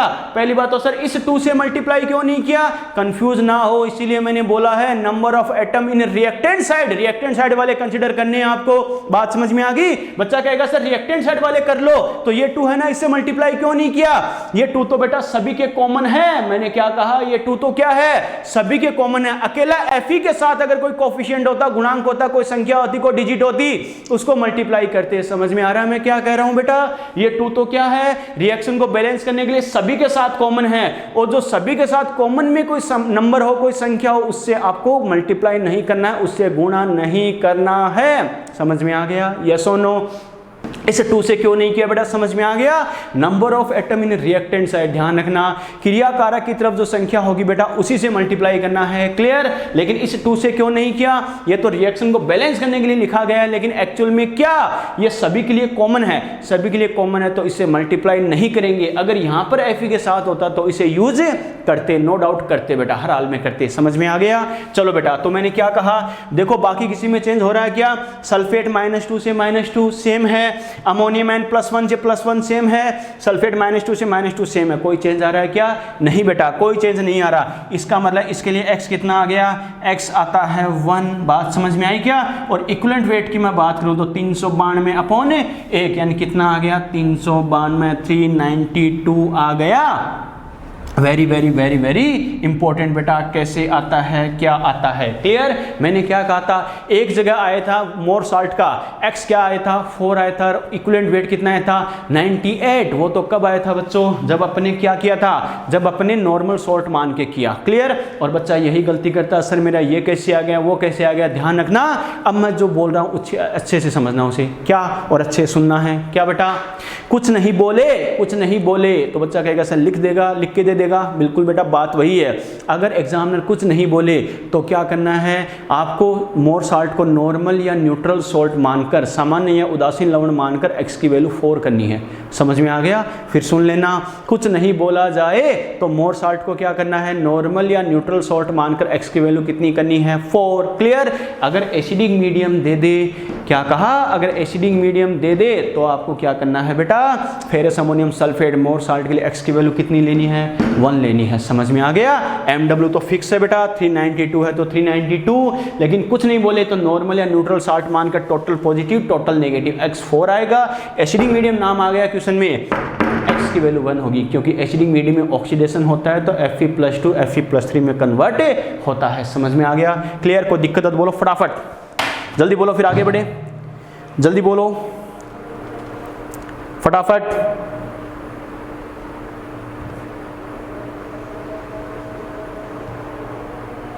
जल्दी बोलो। दृष्टि और कुमकुम, बेटा क्लास से हटा दूँ क्या?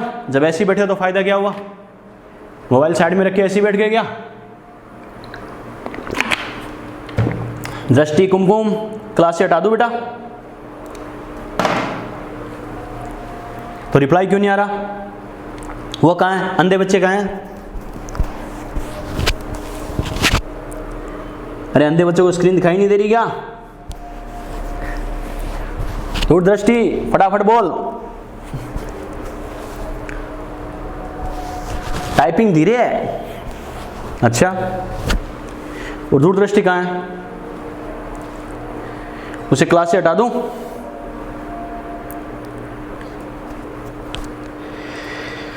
दूरदृष्टि,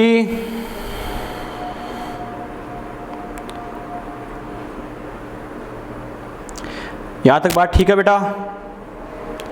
यहां तक बात ठीक है?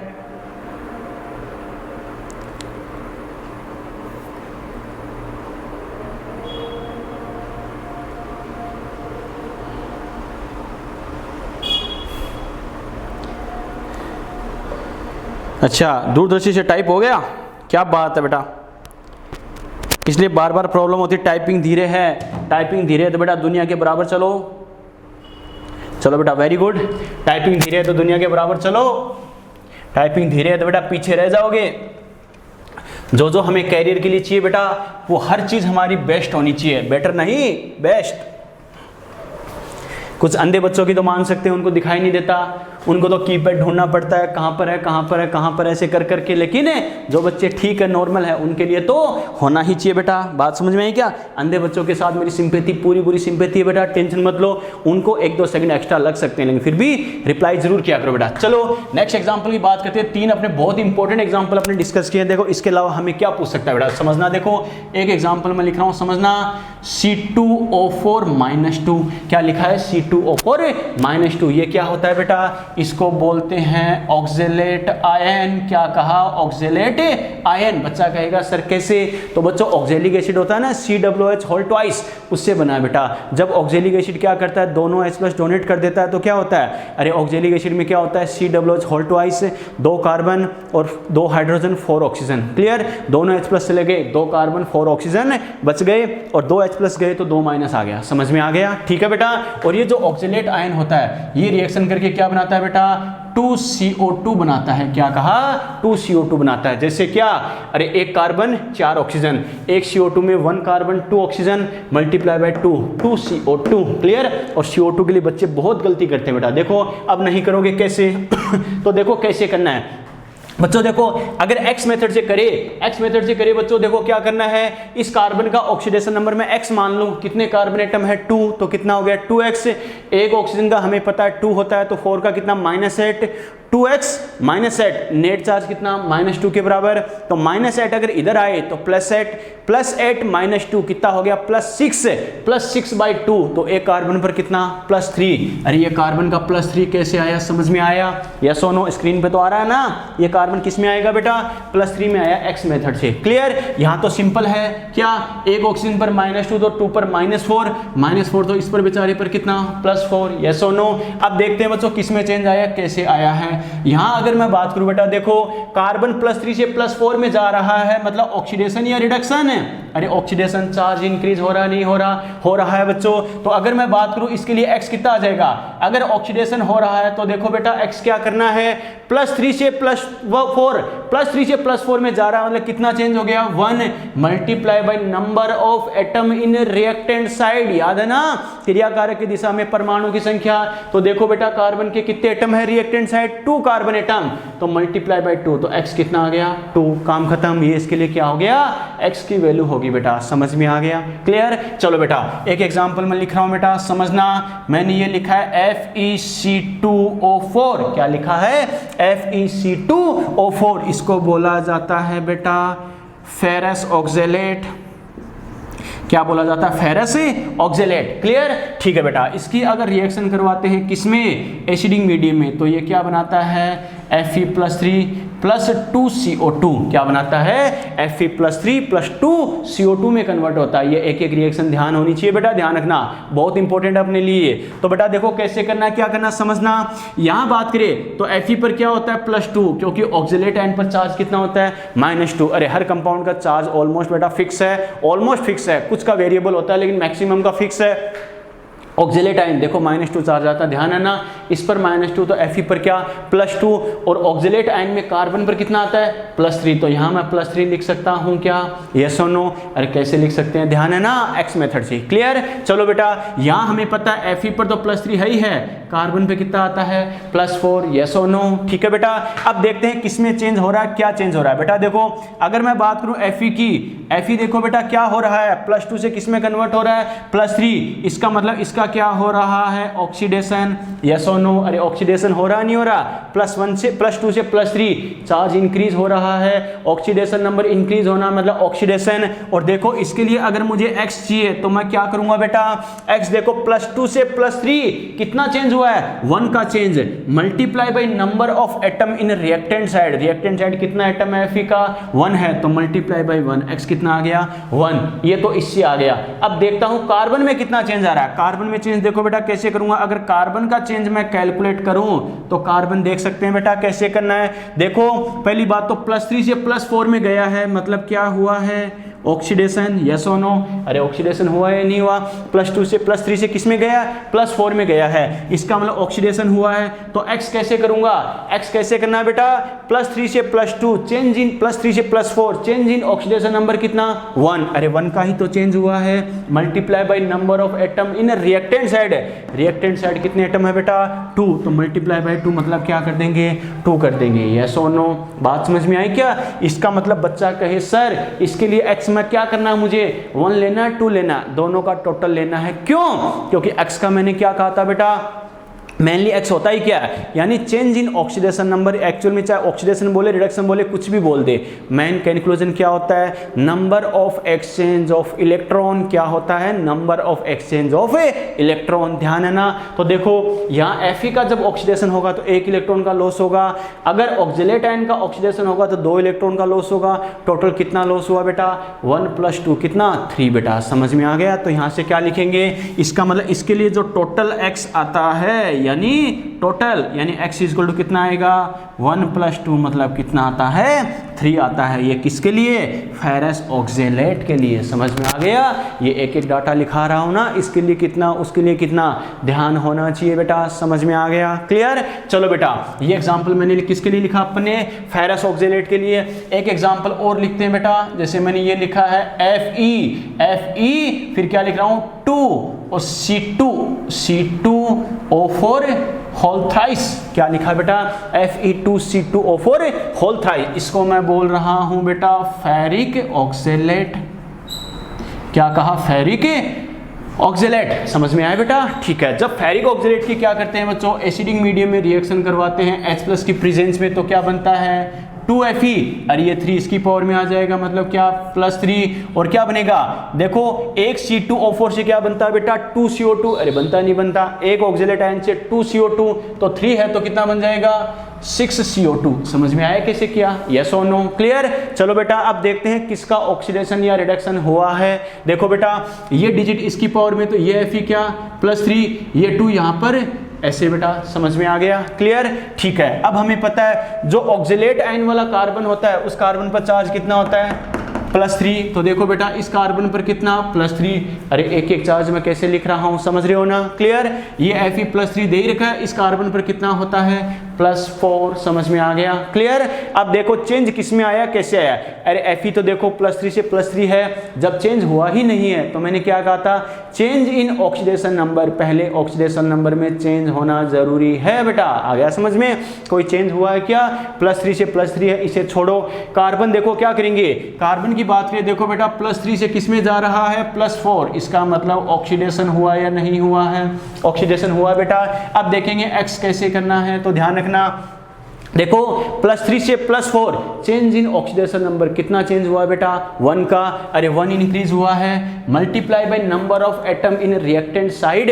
कैसे बेटा, कार्बन के 2 ये रहे 3 ये रहे, मैंने क्या कहा था पूरे कंपाउंड के साथ कॉमन होता 3 तब तो इसे यूज नहीं करते, लेकिन ओनली देखो इस ऑक्जेलेट आयन के लिए है या नहीं है बच्चों। तो क्या करेंगे 2 मल्टीप्लाई बाय 3 कितने एटम हो गए 6, यानी क्या लिखूंगा x कितना हो गया 6 हो गया। काम खत्म। कैसे किया समझ में आया, यस और नो, बात समझ में आई क्या। और वैसे भी देख सकते हो बेटा एक ऑक्जेलेट आयन के लिए x कितना होता है 2, ऑक्जेलेट कितने आयन है 3, तो मल्टीप्लाई बाय कितना हो जाएगा 6 हो जाएगा। समझ में आ गया, क्लियर। यहाँ तक कोई दिक्कत है तो बोलो। ठीक है बेटा, एक एग्जाम्पल और देखते हैं, थोड़ा ऑकवर्ड सा एग्जाम्पल है बेटा। कैसे, जैसे मैंने ये लिखा है Fe2O3, ये आपसे बोले किस में कन्वर्ट हो गया Fe3O4। मैंने क्या कहा Fe2O3 किस में कन्वर्ट हो रहा है Fe3O4। बच्चा कहेगा सर ये कैसी रिएक्शन आ गई, तो मैंने क्या कहा था बच्चों कई रिएक्शन होती है इनबैलेंस फॉर्म में देता है। मैंने क्या कहा इनबैलेंस फॉर्म में रिएक्शन दे देगा, उसके अकॉर्डिंग ये वैसी ही रिएक्शन है। ओके, जहां पर एटम इक्वल नहीं होते बेटा। ओके, चलो देखते हैं बेटा इसके लिए ऐसी अगर बाय द वे ऐसी कंडीशन आ जाए तो उनके लिए आपको क्या करना है बेटा समझना।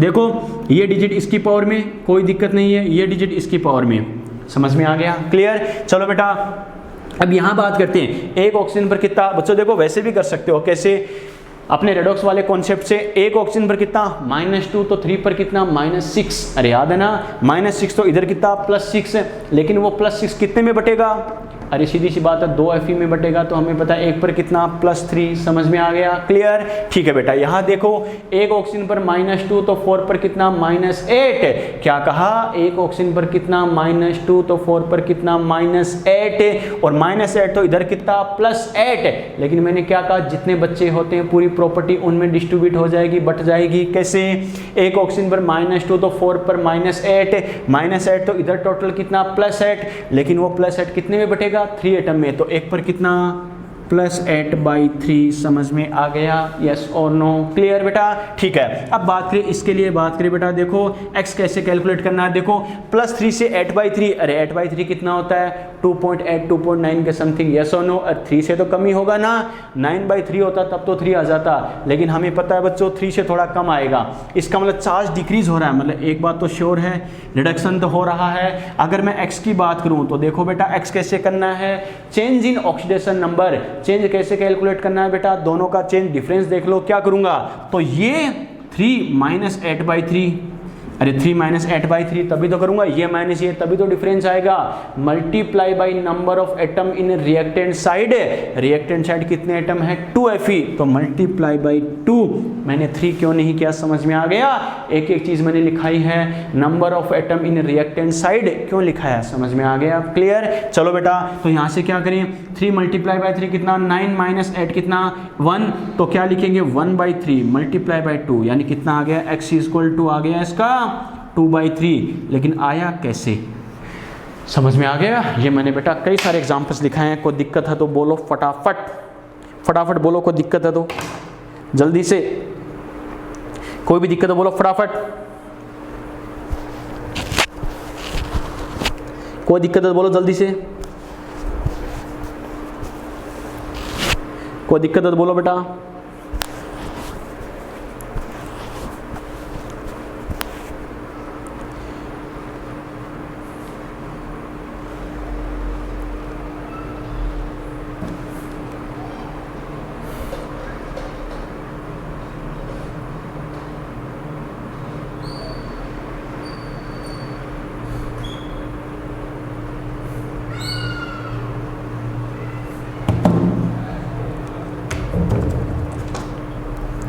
चलो एक बच्चे का मैसेज आया 7 रिपीट करना सर, बिल्कुल बेटा देखो 7 वाला देखो रिपीट करते हैं बच्चों। देखो आपको क्या चल के रिएक्शन दे देगा, ये रिएक्शन वैसी है जैसे मैंने क्या कहा था रेडॉक्स में रिएक्शन क्या होती है, कई रिएक्शन इनबैलेंस फॉर्म में दे देगा बेटा। ओके कैसे, तो ये दिया Fe2O3 से क्या बना रहा है Fe3O4, क्लियर। चलो बेटा देखते हैं तो कैसे करना है।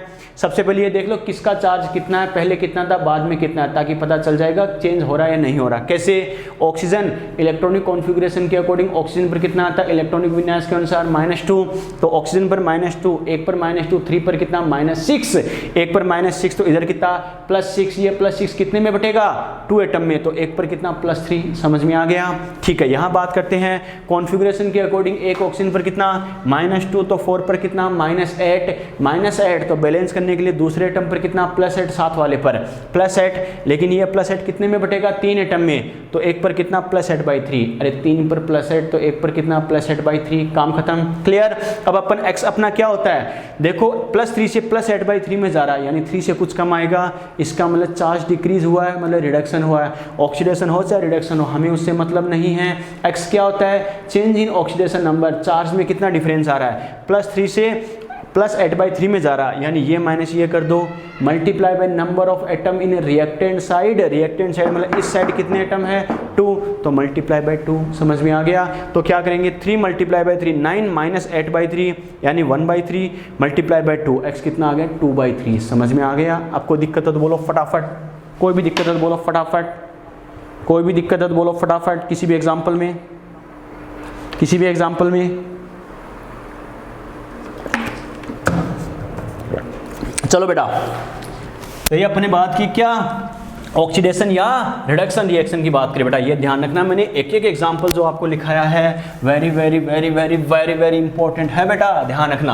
आपको सीधा बोला जाएगा क्या, यानी इसके लिए ये क्या होगा, उसके लिए क्या होगा, तो रटोगे तो फेरस ऑक्जेलेट के लिए क्या होगा, फेरिक ऑक्जेलेट के लिए क्या होगा, किसके लिए क्या होगा, ध्यान रखना। रटने बैठ जाओगे तो क्या करना बेटा, देखो दिमाग में अगर सेट करना हो तो मैं क्या करूंगा, जैसे KMnO4 की बात करें, अगर एसिडिक मीडियम में बात करें तो मुझे x कितना लेना है बेटा, और सीधी सी बात है x लेना है 5 है। न्यूट्रल मीडियम या वीक बेसिक मीडियम या डाइल्यूट बेसिक मीडियम की बात करें, x कितना लेना है मुझे 3 लेना है, ठीक है। अगर बेसिक मीडियम की बात करें या स्ट्रॉन्ग बेसिक कंसंट्रेट बेसिक भी लेते हैं, x कितना लेना है 1 लेना है बच्चों, क्लियर। अगर बात करें K2Cr2O7 पोटेशियम डाइक्रोमेट, x कितना लेना है 6 लेना है, क्लियर। अगर मोर साल्ट बोले ferrous ammonium sulphate acidic medium में x कितना लेना है 1 लेना है, क्लियर। ऑक्जेलेट आयन बोले तो क्या लेना है 2 लेना। जहां पर CO2 की बात आ जाए ध्यान रखना, CO2 के लिए कितना लेना बेटा 2 लेना, ध्यान रखना। जहां CO2 आ जाए इसका x कितना होगा 2, आ गया समझ में। फेरस ऑक्जेलेट बोले x कितना लेना है 3 लेना है, फेरिक ऑक्जेलेट बोले x कितना लेना है 6 लेना है बेटा, क्लियर। और कैसे लेना है, क्यों लेना है, एक एक चीज मैंने समझाई है, समझ में आ गया, क्लियर। चलो बेटा नेक्स्ट देखते हैं, लास्ट मेथड देखते हैं बेटा 4 number 7 4 disproportionation, for disproportionation redox reactions, यानी डिस्प्रपोर्शनेशन वाली कंडीशन की बात करें, डिस्प्रपोर्शनेशन रेडॉक्स रिएक्शन। ओके बच्चों देखो, डिस्प्रपोर्शनेशन रेडॉक्स रिएक्शंस की बात करें तो उसके लिए x कैसे करना है, क्या करना है बच्चों। ओके सबसे पहले बेटा देखो मेथड समझो, फिर उसके अकॉर्डिंग उसे अप्लाई करना है। कैसे, x इक्वल टू, देखो इसके लिए कॉन्सेप्ट क्या काम में लेते हैं, x equal to NO multiply by NR। मैंने क्या कहा, x equal to NO multiply by NR, upon में क्या लिखेंगे NO प्लस NR। मैंने क्या कहा, x equal to NO multiply by NR, upon में क्या लिखेंगे NO प्लस NR। बच्चा कहेगा सर ये क्या सीन है, तो देखो बेटा ये x क्या सीन है बता, देखो यहाँ पे जो x होता है तो वो तो क्या होगा वैलेंसी फैक्टर, क्या कहा valency factor, valency factor for complete reaction, valency factor for complete reaction, यानी जो कंप्लीट रिएक्शन है उसका वैलेंसी फैक्टर। बात समझ में आई क्या, क्लियर। और NO क्या है बेटा, change in ON, change in oxidation number during oxidation, क्या कहा change in oxidation number during oxidation, multiply by क्या करूंगा number of atoms in reactant side, number of atom in reactant side, काम खत्म, क्लियर। ठीक है बेटा। और अगर बात करें जो NR लिखा है ये क्या है बेटा, बस सेम टू सेम है, change in ON during reduction. जहां ऑक्सीडेशन की बात हो रही थी अब मैं क्या लिख रहा हूं reduction, R for reduction, multiply क्या लिखेंगे नंबर ऑफ एटम्स, क्या कहा number of atoms in reactant side, ये बात सेम है, number of atom in reactant side. मैंने क्या कहा समझ में आया बेटा। फॉर्मूला क्या काम में लेते हैं, x equal to NO multiply by NR upon NO plus NR। इसका मतलब ध्यान होना चाहिए। एक्स क्या, एक्स तो क्या पूरी रिएक्शन के लिए, पहली बात तो डिसप्रपोर्शनेशन रेडॉक्स रिएक्शन मैंने लिखा है, इसका मतलब ध्यान है ना, इसका मतलब रेडॉक्स बोल दिया। अभी जो हमने रिएक्शंस देखी थी उनमें क्या था, या तो ओनली ऑक्सीडेशन था या ओनली रिडक्शन था। मैंने क्या कहा, अभी जो रिएक्शंस हमने देखी उनमें तो क्या था, या तो ओनली ऑक्सीडेशन या ओनली रिडक्शन। लेकिन क्या अगर दोनों एक साथ हो तो उसे क्या बोलते हैं, रेडॉक्स रिएक्शन, याद है ना।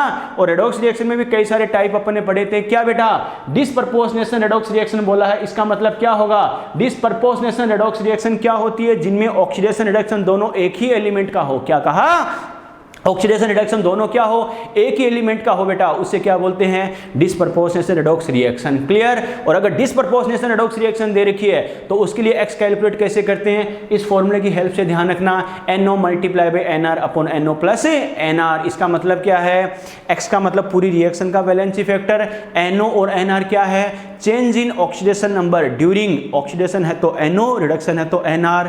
ठीक है, चाहे ऑक्सीडेशन हो चाहे रिडक्शन हो बेटा, ऑक्सीडेशन या रिडक्शन के दौरान क्या होता है, चेंज इन ऑक्सीडेशन नंबर, ऑक्सीकरण अंक में परिवर्तन, multiply by number of atom in reactant side. इस बात का जरूर ध्यान रखना है। समझ में आ गया, क्लियर। स्क्रीनशॉट लो बेटा, फटाफट इसको अप्लाई करते हैं, एग्जांपल देखते हैं कुछ, फटाफट इसको अप्लाई करते हैं, कुछ एग्जांपल देखते हैं फटाफट। स्क्रीनशॉट ले लिया, अरे छाया चित्र ले लिया, यस और नो। चलो बेटा इसके कुछ एग्जांपल्स देखते हैं, कैसे करना है, क्या करना है। चलो बेटा तो बात करते हैं बच्चों, देखो इसके एग्जांपल्स के अकॉर्डिंग, यानी कैसे अप्लाई करना है, कैसे हमें रिजल्ट बताना है बच्चों, समझना अच्छे से। फॉर एग्जांपल, जैसे बच्चों एक एग्जांपल जैसे अपन ये लिखे, जैसे मैंने ये लिखा है Cl2। अगर मैं ये कहूँ जैसे Cl2 की अगर मैं बात करूँ बेटा, देखो जैसे क्लोरीन का एग्जांपल ले रहा हूँ, क्लोरीन की मान लो कोई रिएक्शन दे रखी है, तो आपको ये दे रखा है बेटा क्या, Cl माइनस ClO माइनस, क्या दे रखा है, Cl माइनस या फिर ClO माइनस। ओके, पहली बात तो देखो बेटा इस रिएक्शन को अगर मैं ऐसे लिखूँ, कैसे समझना बेटा, देखो जैसे मैं ये ऐसे लिख रहा हूँ, Cl2 है, Cl2 ये मान लो किस में कन्वर्ट हो रहा है, Cl minus plus ClO minus. Okay ठीक है बेटा, पहली बात तो देखते हैं ये डिसप्रपोर्शनेशन रेडॉक्स रिएक्शन है क्या, पहले ये देखते हैं रेडॉक्स रिएक्शन है क्या।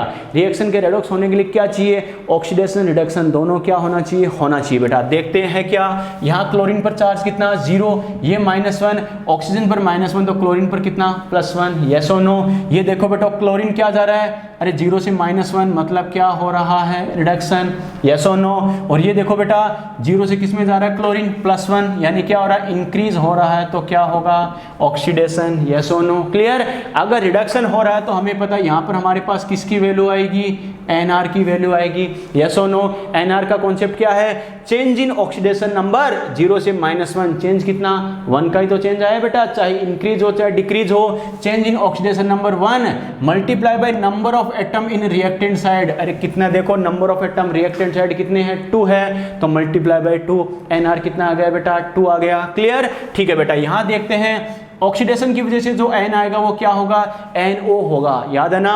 इसका मतलब NO की बात करूं तो देखो क्या होगा, 0 से +1, चेंज इन ऑक्सीडेशन नंबर 1 का आ रहा है, multiply by number of atom in reactant side कितने हैं बेटा, 2 है, यस और नो। इसका मतलब NO भी कितना आ गया, 2 आ गया। क्लियर। इसके लिए अगर मुझे X कैलकुलेट करना हो तो क्या लिखूंगा, NO multiply by NR, NO कितना है बेटा 2, मल्टीप्लाई बाय NR कितना है 2, अपॉन क्या करूंगा, NO प्लस NR 2 + 2, यानी क्या लिखूंगा 4/4, यानी कितना आ गया, 1 आ गया। समझ में आ गया, क्लियर। चलो बेटा देखो एक एग्जांपल और देखते हैं बेटा, जैसे मैंने ये लिखा है Cl2, अब मैं Cl2 को क्या कर रहा हूं बेटा, Cl2 को जैसे ये दे रखा है Cl माइनस प्लस दे रखा है, जैसे ClO3 माइनस ये मुझे दे रखा है। तो बच्चों देखते हैं पहली बात तो रेडॉक्स है या नहीं है। देखो बच्चों मैंने कहा disproportionation redox reaction, oxidation reduction दोनों हो रहा है, मतलब रिएक्शन रेडॉक्स तो थी और ऑक्सीडेशन रिडक्शन दोनों किसका हो रहा है, एक ही एलिमेंट का हो रहा है, तो इसे क्या बोलेंगे, डिसप्रपोर्शनेशन रेडॉक्स रिएक्शन बोलेंगे। क्लियर। चलो बेटा यहाँ देखते हैं कैसे, ये क्लोरीन पर कितना 0 -1, देखो क्लोरीन का X मान लो, एक ऑक्सीजन का -2 तो 3 का कितना -6, X -6 और दोनों का रिजल्टेंट कितना -1 के इक्वल, यस और नो। X -6 इक्वल टू -1, -6 उधर जाएगा तो +6, तो -1 + 6 कितना बच गया, +5, तो यहाँ क्लोरीन कितना आ गया, +5 में। अरे समझ में आया कैसे किया, क्लियर। चलो बेटा अब देखते हैं बच्चों, देखो 0 से किस में जा रहा है, -1, यानी क्या हो रहा है, रिडक्शन। क्लियर। ये 0 से किस में जा रहा है बेटा, +5, यानी क्या क्या हो रहा है, ऑक्सीडेशन, यस और नो, क्लियर। 0 से किस में जा रहा है, +5, यानी क्या हो गया, ऑक्सीडेशन। अब देखते हैं NR और NO क्या होगा, क्योंकि NR NO आ गया तो X अपने आप आ जाएगा। कैसे बेटा, इससे मेरे पास जो आएगा वो NR आएगा, NR आएगा तो देखो 0 से -1 चेंज कितने का, 1 multiply by number of atom in reactant side, कितने हैं बच्चों, 2, तो मल्टीप्लाई बाय 2 यानी कितना हो गया, 2 हो गया। अरे समझ में आया, यस और नो, क्लियर। ठीक है बेटा, यहां बात करें अगर मैं कहूं NO कितना आएगा, चेंज इन ऑक्सीडेशन नंबर 0 से +5 कितना आ गया, 5 का चेंज आ रहा है, multiply by number of atom in reactant side कितना है बेटा, 2, तो मल्टीप्लाई बाय कितना हो गया, 2 यानी 10। समझ में आ गया, यस और नो। और अगर बात करूं बेटा मैं X की, X क्या होगा, NO multiply by NR, NO कितना है बेटा 10, मल्टीप्लाई बाय NR कितना है 2 अपॉन NO कितना है 10 प्लस NR यानी 2, तो क्या लिखूंगा 20 बाई कितना हो गया बेटा 12, यानी अगर 4 से करूं तो बेटा कितना हो गया 5/3। समझ में आ गया, यानी x की वैल्यू मेरे पास कितनी आ गई 5/3। समझ में आया, यस और नो। लेकिन ध्यान रखना, अगर बच्चा कहे कि डिसप्रपोर्शनेशन में हर में यही होगा क्या, नहीं बच्चों, एक इसका एक्सेप्शन होता है बेटा, क्या इसका एक्सेप्शन कौन है बेटा, एक्सेप्शन कौन होगा, H2O2, ये ध्यान रखना, H2O2 क्या होता है, इसका एक्सेप्शन होता है। ओके, बच्चा कहेगा सर कैसे, तो समझना बेटा, H2O2 में एक्चुअल में क्या होता है, जैसे H2O2 की जब रिएक्शन लिखते हैं अपन, H2O2 ये जब ब्रेक होता है तो क्या बनाता है, 2H2O liquid plus O2, clear. पहली बात तो ये देखते हैं बच्चों ये रिएक्शन रेडॉक्स है या नहीं है, फिर रेडॉक्स किस टाइप का है, एक ही एलिमेंट का अगर ऑक्सीडेशन रिडक्शन होगा तो क्या होगा, डिसप्रपोर्शनेशन रेडॉक्स रिएक्शन बोल देंगे, क्लियर। कैसे, एक हाइड्रोजन पर कितना +1, क्योंकि हमें पता है बच्चों अगर हाइड्रोजन मेटल के साथ होगा तो -1 आएगा, अदरवाइज +1 आएगा सभी पर। एक हाइड्रोजन पर +1 तो 2 पे क्या +2, इस पर +2 तो इस पर क्या -2, 2 ऑक्सीजन पर -2 तो एक पर कितना -1, तो ऑक्सीजन पर कितना -1। बच्चा कहेगा सर ये क्या हो गया, ऑक्सीजन पर -1 कब से आने लग गया, परऑक्साइड की कंडीशन है, ध्यान रखना, परऑक्साइड में ऑक्सीजन पर कितना आता -1 और सुपर ऑक्साइड में -1/2 बेटा, याद है ना। नॉर्मल ऑक्साइड होता तो ऑक्सीजन पर -2 होता, बात सही है, लेकिन परऑक्साइड है ये हाइड्रोजन परऑक्साइड तो -1, ठीक है बेटा। इस पर देखो बेटा, एक हाइड्रोजन पर +1 तो 2 पे +2 तो ऑक्सीजन पर -2, यहाँ ऑक्सीजन फ्री स्टेट में क्या हो गया 0, क्लियर। चलो बेटा, हाइड्रोजन देखो +1 से +1 कोई चेंज है क्या, नहीं। और अगर बात करें ऑक्सीजन देखते हैं बेटा, यहाँ देखो -1 से किस में जा रहा है, अरे देखो -1 से -2 में जा रहा है, मतलब क्या हो रहा है बेटा, रिडक्शन, यस और नो। रिडक्शन अगर हो रहा है, मैंने क्या कहा, -1 से -2 में जा रहा है, रिडक्शन हो रहा है, तो क्या लिखेंगे, यहाँ से x की अगर मैं बात करूँ, क्या कहा, x की बात करूँ तो देखो चेंज इन ऑक्सीडेशन नंबर -1 से -2, क्या कहा, -1 से -2 चेंज कितने का 1 का, -1 से -2 में चला गया 1 का change in oxidation number multiply by number of atom in reactant side कितने एटम है इसके ऑक्सीजन के 2, तो मल्टीप्लाई बाय 2 यानी कितना आ गया 2 आ गया बेटा, समझ में आ गया, क्लियर। चलो बेटा, और अगर बात करें देखो ऑक्सीजन देखो -1 से किस में जा रहा है, 0 में भी जा रहा है, यानी ऑक्सीडेशन हो रहा है या नहीं हो रहा, हो रहा है। अरे सीधी सी बात है, ऑक्सीडेशन हो रहा है बेटा, ऑक्सीडेशन तो हो रहा है, इसका मतलब रिडक्शन ऑक्सीडेशन दोनों हो रहे हैं, तो ये रेडॉक्स तो है। ऑक्सीडेशन रिडक्शन दोनों किसके हो रहे हैं, ऑक्सीजन के ही हो रहे हैं, यानी किसका एग्जाम्पल है, डिसप्रपोर्शनेशन रेडॉक्स रिएक्शन का, विषमानुपातीकरण रेडॉक्स अभिक्रिया का एग्जाम्पल है। बात समझ में आई क्या। यहाँ देखते हैं बच्चों, ऑक्सीडेशन अगर हो रहा है तो x = क्या करना है, x = क्या करेंगे, -1 से 0, देखो बेटा चेंज कितने का आ रहा है, -1 से 0, इसका मतलब 1 का चेंज आ रहा है, multiply by number of atom in reactant side, क्रिया कारक की दिशा में परमाणुओं की संख्या, number of atom in reactant side, oxygen के कितने बेटा 2। बच्चा कहेगा सर ये कहाँ गया, ये तो सिर्फ रिएक्शन को बैलेंस करने के लिए लिखा है, सभी के कॉमन है, इस वजह से इस 2 का कोई यूज नहीं है, तो ये कितना आएगा, मल्टीप्लाई बाय 2 यानी कितना आ गया 2 आ गया, ओके। अब देखो बेटा, बच्चा अगर इस कॉन्सेप्ट को अप्लाई करे, NO multiply by NR upon NO plus NR, तो क्या होगा 2 देखो रिडक्शन में भी x कितना आ रहा है 2, ऑक्सीडेशन में कितना आ रहा है 2, तो 2 मल्टीप्लाई बाय 2 यानी 4/2 + 2 यानी 4 कितना हो जाएगा 1, बच्चा 1 करेगा रटाफिकेशन से। लेकिन मैंने क्या लिखा है एक्सेप्शन, एक्सेप्शन क्या लिखा है एक्सेप्शन है बच्चों, ध्यान रखना। तो x = क्या होगा 2 होगा, और मैंने क्या लिखा है ऑलवेज, मतलब ऑलवेज, ये ध्यान रखना। H2O2 क्या होता है, इस कॉन्सेप्ट का एक्सेप्शन है बेटा, ध्यान रखना। H2O2 के लिए कॉन्सेप्ट आता है कि valency factor of H2O2 is always considered to whatever it may behave like oxidising agent और रिड्यूसिंग एजेंट। क्लियर, यानी H2O2 के लिए संयोजकता गुणांक हमेशा 2 लिया जाता है, चाहे ऑक्सीकारक के समान व्यवहार करे चाहे अपचायक के समान, यानी चाहे ऑक्सीडेशन हो चाहे रिडक्शन हो। बेटा समझ में आ गया, क्लियर, ठीक है बेटा। तो ये ध्यान रखना, ये लास्ट मेथड मैंने की है। और एक पॉइंट और बताता हूं जो बच्चा गलती करता है, ध्यान रखना बेटा।